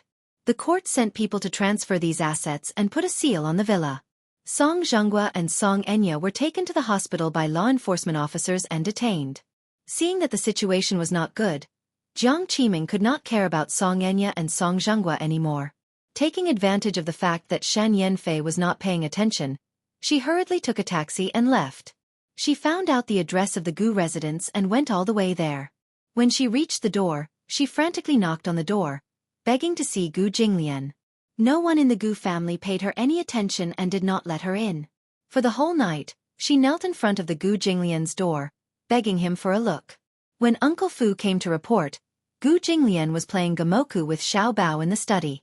After what had happened at Song Enya's wedding yesterday, Gu Jinglian had left a good impression on him. He knew that the man was doing this to support him. Hence, when he returned to the Gu residence, the little lad was no longer as cold to him as before. He kept addressing him as uncle, and appeared to be very close to him. Gu Jinglian, on the other hand, was particularly arrogant. He pushed his face away with a look of disdain. Baby Chu, on the other hand, did not mind and continued to circle around Gu Jinglian. He felt that this uncle was pretty good. At least, he took care of him and helped him deal with those bad people who bullied him. He felt that this man was a very reliable backer. He couldn't help but fantasize that if he found his mother and set her up with his uncle, then he would be able to call this uncle Dad. He had a father. In fact, Xiao Bao had already acknowledged this man in his heart. However, he had not changed the way he addressed him because he was afraid that his mother would be angry and unhappy. Still, he did not know if his mother would not acknowledge this man. Chapter 30:20. Gu Jinglian did not know what the child was thinking. He felt awkward calling him uncle, but when he saw that chubby little face, he felt that it was acceptable to call him uncle. Xiao Bao kept pestering him to play gamoku, but Gu Jinglian did not have the patience to do so. The reason was that gamoku was too childish. However, during this period of time, The little guy had become obsessed with this game for some reason. It was something that Uncle Fu had taught him. However, when he learned Gamoku, he discovered that this Gamoku was too simple. That was because he played against Uncle Fu. Out of 5 games, Uncle Fu would lose at least 4 games. It was not challenging at all. He kept winning, and the little guy thought that Gamoku was not difficult at all. He believed that he had extraordinary talent in Gamoku and was invincible. Therefore, he wanted to challenge Gu Jinglian. However, after just 1 game, Xiao Bao lost in less than 10 games. What the little guy did not know was that Uncle Fu had been giving in to him all this time. Uncle Fu was very good at Go. Gamoku was child's play to him. However, Gu Jinglian's Go skills were superior to his. Even a high-level national player would not be able to gain an advantage in front of Gu Jinglian, let alone a newbie like Xiao Bao. Gu Jinglian would not give in to him. To him, he had a strong desire to win. Whether it was a game or a competition, he wanted to compete for supremacy in everything. Even if the person playing chess with him was a 5-year-old child, his son, Gu Jinglian would not give in. After 5 games, Xiao Bao did not gain any advantage. He was completely defeated by his father. His little mouth pouted and his nose wrinkled as if he was about to cry. Uncle Fu did not know whether to laugh or cry as he watched from the side. The father and son played chess together. Although Gu Jinglian looked like a mature adult, he was also very childish and willful in certain aspects. Seeing that Xiao Bao was about to cry, Uncle Fu couldn't bear it. He moved closer to Gu Jinglian and whispered in his ear, "Old master, at least give in." Gu Jinglian asked impatiently, "Why should I give in to him? You're already so old, why are you being so calculative with a child? It wasn't easy for Xiao Bao to learn Gamoku, but you killed him until he lost all his temper. That's too cruel." Gu Jinglian asked coldly, "Who's to blame for his stupidity?" Uncle Fu cleared his throat and said, "Ahem. Master, this is your son." Gu Jinglian, "You gave birth to such a stupid child." Uncle Fu continued to remind him, "But if Xiao Bao is properly trained, he might become smarter." Xiao Bao eavesdropped on them. He put his hands on his hips and said aggrievedly, "I'm not stupid." Gu Jinglian frowned and said, "Do you still want to continue?" "I'm not playing anymore." Xiao Bao pushed the chessboard dejectedly and said unhappily, "I'm not playing anymore. This game isn't fun." He was stupid, but he still had the cheek to blame the game for not being fun. Gu Jinglian was disgusted. However, Xiao Bao was unwilling to give up. He thought that if he couldn't beat Gu Jinglian in Gamoku, what about the other games? He didn't believe that he couldn't beat him in any game. Xiao Bao crossed his arms and thought hard. Suddenly, he thought of something. His eyes lit up and he said to Gu Jinglian, "Let's play aeroplane chess." "I'm not free. Get lost." Gu Jinglian's words were concise and to the point, his gaze cold. Aeroplane chess. He, the head of the Gu family, was actually playing aeroplane chess with a 5-year-old child. Chapter 30:21. When Xiao Bao heard this, he said smugly, "Is it because you know you can't beat me so you don't dare to play with me?" This was clearly a goading tactic. Uncle Fu thought to himself in a cold sweat. Master would definitely not fall for such a goading tactic. However, he saw Gu Jinglian's contemptuous expression. He slammed the table and said, "Bull**T. You think I can't beat you?" Xiao Bao immediately said, "Then I'll bring the chessboard over. Beat me again if you can." Gu Jinglian said coldly, "Bring it on. Don't cry if you lose." "I won't cry." As Xiao Bao said this, he immediately went back to his room to bring back the aeroplane chess that Uncle Fu had bought for him. Aeroplane chess was made up of 4 colors. There was a picture of an airplane on it, and it could be played by up to 4 people. There was a die in aeroplane chess. When the die was shaken, the number of heads on the die would determine the number of steps one could take until one reached the endpoint. However, at the beginning, the plane could only leave the starting point and take off when one rolled a 6. The number of steps one could take to reach the endpoint had to be exactly right in order to win. It was a chess game that relied heavily on luck. Xiao Bao took it over excitedly. He and Gu Jinglian each took a color and started playing. Gu Jinglian familiarized himself with the rules of the game and found it novel. When he saw that it was a dice game, he couldn't bear to see it. Was this little brat sure he wanted to play a dice game with him? Uncle Fu saw this from the side and didn't know whether to laugh or cry. Gu Jinglian had spent most of his childhood in casinos. Whenever it involved gambling, whether it was pai gao, mahjong, or especially dice, he could roll as many times as he wanted. Uncle Fu thought that Gu Jinglian would definitely go easy on him. If Xiao Bao lost and cried, he wouldn't be able to bear it, right? Who would have thought that Gu Jinglian would take such a small game so seriously? The moment he came up, he threw a 6. Once he threw a 6, he could continue. Gu Jinglian threw 4 sixes in a row, and 4 planes took off. When he saw Baby Chu looking like he was about to cry, he casually threw a number. When Xiao Bao saw that it was finally his turn, he solemnly fiddled with the dice in his palm for a long time. When it landed on the table, it was a 4. His face was filled with despair. He stared at Gu Jinglian as he threw 2 sixes and walked a few steps. He felt strange in his heart. How could he casually throw a 6, but he only took off 1 plane after half a day? Xiao Bao was still a little clever. When it was his turn again, he took the dice and began to study it. No matter how he looked at it, there was no problem. He threw the dice again and finally threw a 6. He excitedly took off 1 plane and walked a few more steps. In the next round, Gu Jinglian's plane flew over and sent his plane back to the starting point. Xiao Bao looked like he had nothing left to live for. Halfway through the game, he overturned the chessboard and was about to cry. "I'm not playing anymore." Gu Jinglian frowned suspiciously. "What's wrong? I feel that you're being shameless." Xiao Bao said truthfully, "Why can't you always throw a 6, but I can't?" Gu Jinglian said, "I can throw as many as I want. You're destined to lose if you play dice with me." "You're lying." Xiao Bao did not believe him. "Throwing dice depends on luck." "I'm not lying to you." "Okay, then throw a 4 for me to see." As soon as he finished speaking, Gu Jinglian lazily rested his chin on his hand and casually picked up the dice. He spun it on the table and landed with a 4. Chapter 30:22.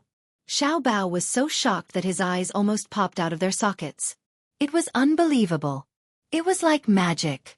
Xiao Bao felt that it was amazing, but he was still skeptical. He suddenly reached out and grabbed Gu Jinglian's large hand to examine it carefully. He didn't miss a single pattern, but after a careful examination, he didn't find anything strange. For a moment, his mind was full of question marks. Maybe it's just a coincidence. Xiao Bao said again, "I don't believe it. I don't believe it. Try throwing another one." Uncle Fu teased him. "How many dice do you want this time?" "1. Gu Jinglian didn't hesitate at all and threw the dice. The dice spun on the table for a long time before finally landing with 1 point facing up. 3. Gu Jinglian threw again and accurately hit 3 points. "That's weird." Xiao Bao scratched his head in confusion. He didn't expect Gu Jinglian to do this.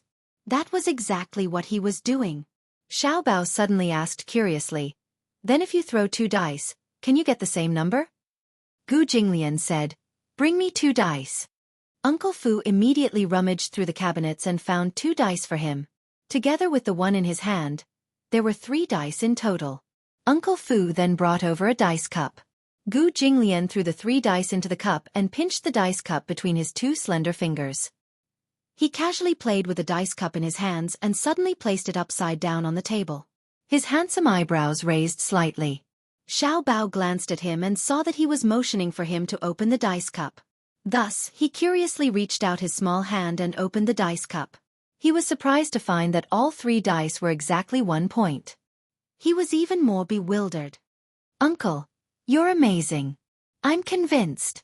Gu Jinglian was flattered by his flattery and felt a little smug. He snorted coldly and said, "It's just a small trick. Can you teach me how to play?"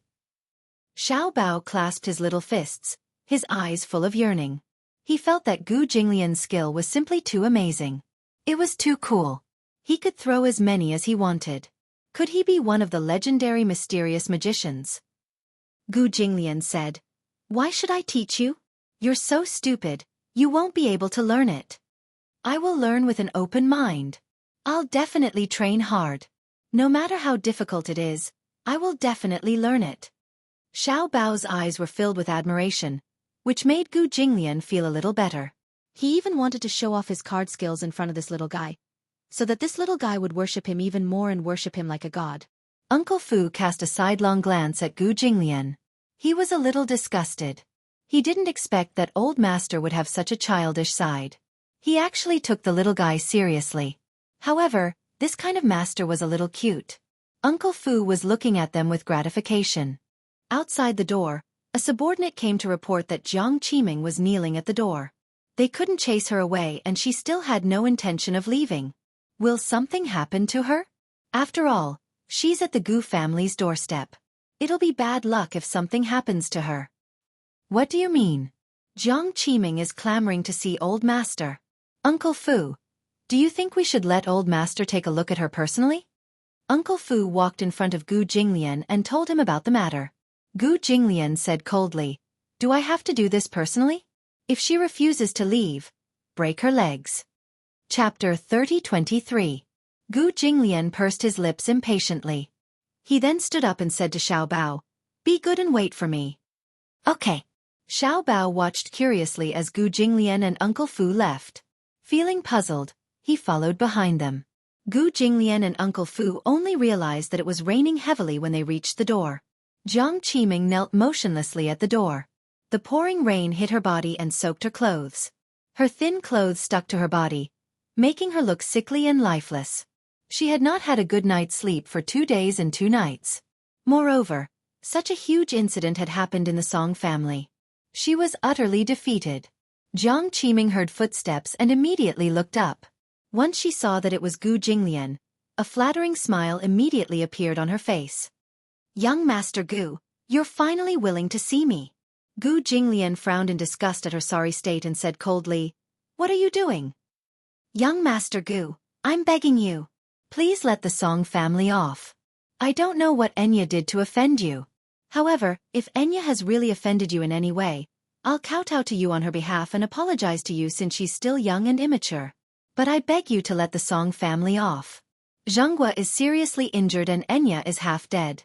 Isn't this punishment enough?" Gu Jinglian said expressionlessly, "Don't say such nonsense. Get lost or I'll break your legs." With that, he turned to leave. Jiang Qiming turned pale with fright and immediately pounced on him. She hugged his slender legs and refused to let go. Gu Jinglian's gaze was furious. He turned around and said coldly, "Let go. Young Master Gu, I'm begging you. The Song family is finished. If this is punishment, then isn't it enough? How are you going to pressure the Song family? Do you really want to force the Song family into a dead end before you stop?" Jiang Qiming broke down and cried hysterically, "Let people off whenever possible, right? Young Master Gu, let the Song family off. Get lost." Gu Jinglian kicked her away. Jiang Qiming flew out like a paper kite with a broken string. She hit the door and fell on the steps. That kick happened to land on her chest. She clutched her chest and coughed pathetically as if she was going to cough her lungs out. Gu said contemptuously, "I can let the Song family off but you have to die. How about that?" "What? Didn't you say that you wanted to apologize on behalf of your daughter?" Gu Jinglian said expressionlessly, "Then pay with your life." When Jiang Qiming heard this, her eyes widened as she looked at him in disbelief. She could not believe that there was such a cruel man in this world. "Don't you go too far." As Jiang Qiming spoke, she suddenly saw a thin figure hiding at the door not far away. Chapter 30:24. From now on, we'll stay out of each other's business. If you don't agree, then I'll take this child down with me. Jiang Qiming had obviously chosen to do this because she was in despair. On the way here, she had specially bought a dagger. If Gu Jinglian was determined to kill her, then she didn't mind taking Gu Jinglian down with her. She had originally prepared this dagger for Gu Jinglian. However, when she saw this child, she recognized him at a glance. This was the child that Gu Jinglian held in his arms at the wedding.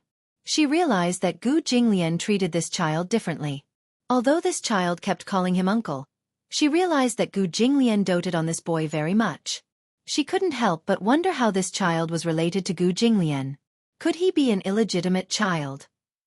Gu Jinglian had never married. Many socialites in the capital yearned for Gu Jinglian's young, handsome, and high status. However, They were also wary of Gu Jinglian's unpredictable temperament. There were very few families that were on good terms with the Gu family. Most of them coveted Gu Jinglian's ruthless methods and were in awe of him. However, Gu Jinglian had a woman before. Therefore, Jiang Qiming suspected that this child was Gu Jinglian's illegitimate child. Xiao Bao was quite frightened by this sudden battle. His entire body froze and he didn't dare to move. With the cold dagger pressed against his neck, he didn't even dare to make a sound as he looked at Gu Jinglian anxiously. However, for some reason, even though he was in imminent danger, he still wasn't too nervous. He subconsciously believed that this insufferably arrogant man would never allow him to be in danger. This was probably trust. He believed that this man wouldn't let him be in danger. When Gu Jinglian saw that Xiao Bao had fallen into Jiang Qiming's hands, his eyes finally regained some focus and a trace of nervousness appeared. He reprimanded Uncle Fu and said, "Why is he here?" Uncle Fu was also at a loss. "Old master, I don't know either. This guy probably followed us out of curiosity." Gu Jinglian was a little anxious. This guy always made him worry. The subordinates at the side were also stunned and did not dare to act rashly. They knew very well that this child was not ordinary to Gu Jinglian. They were afraid that Jiang Qiming would really hurt the child, so they stood rooted to the ground and waited for orders. He raged, "Jiang Qiming, don't test my limits. Let him go." Bottom line. So the great young Master Gu also has a bottom line? Jiang Qiming was even more certain that this child had a special place in his heart. She tightened her grip on the child and glared at him. "As long as you let the Song family off, I won't make things difficult for this child. Are you negotiating with me?"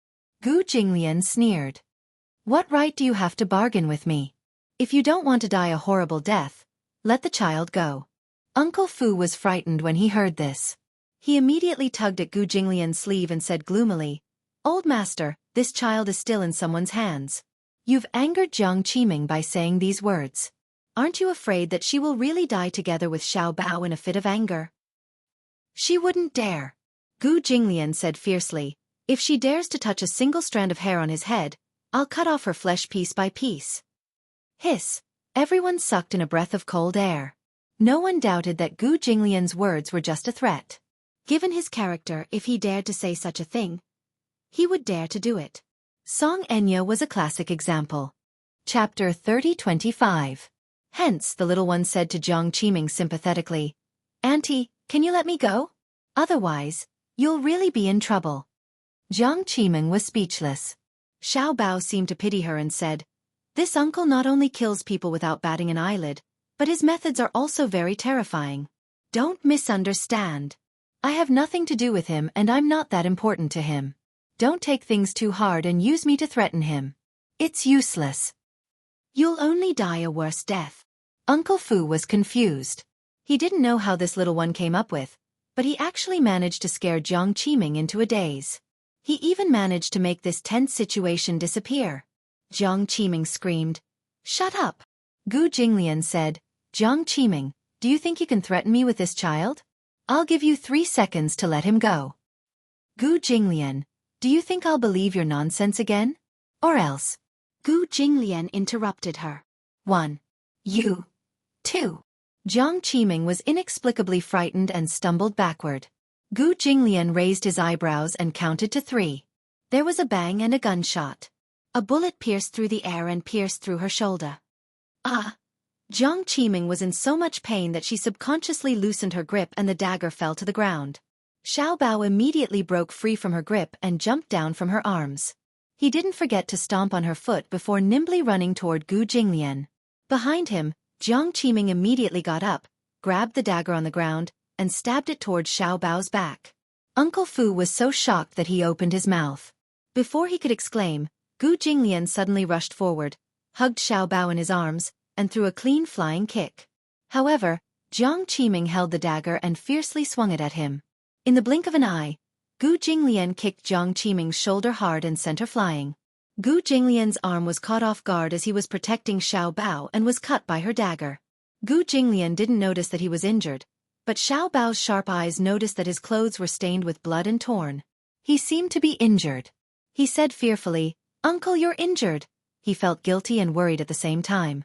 Uncle Fu rushed over and took the child from Gu Jinglian. He was also shocked when he noticed the abnormality in his arm. "Old master, you're injured. Let me take a look. Where are you injured?" Gu Jinglian would never put himself in danger easily, but this was the first time in his life that he was injured because of this child. Gu Jinglian pushed him away and turned to look at Jiang Qiming. He said coldly, "You're courting death." After saying that, he walked forward, grabbed her by the throat, and lifted her up. Even though his arm was injured, he was still very strong. Jiang Qiming's feet were suspended in the air. Her neck was in his hand, and the sound of her joints dislocating kept coming out. She hugged his arm tightly and kicked her legs. Her eyes were bloodshot, and her entire face was flushed red. She was almost suffocating. "No, don't kill." Jiang Qiming said a few words with difficulty, her eyes filled with pain and despair. Gu Jinglian was indifferent and tightened his grip on her throat. Xiao Bao saw this scene and was frightened. He immediately said,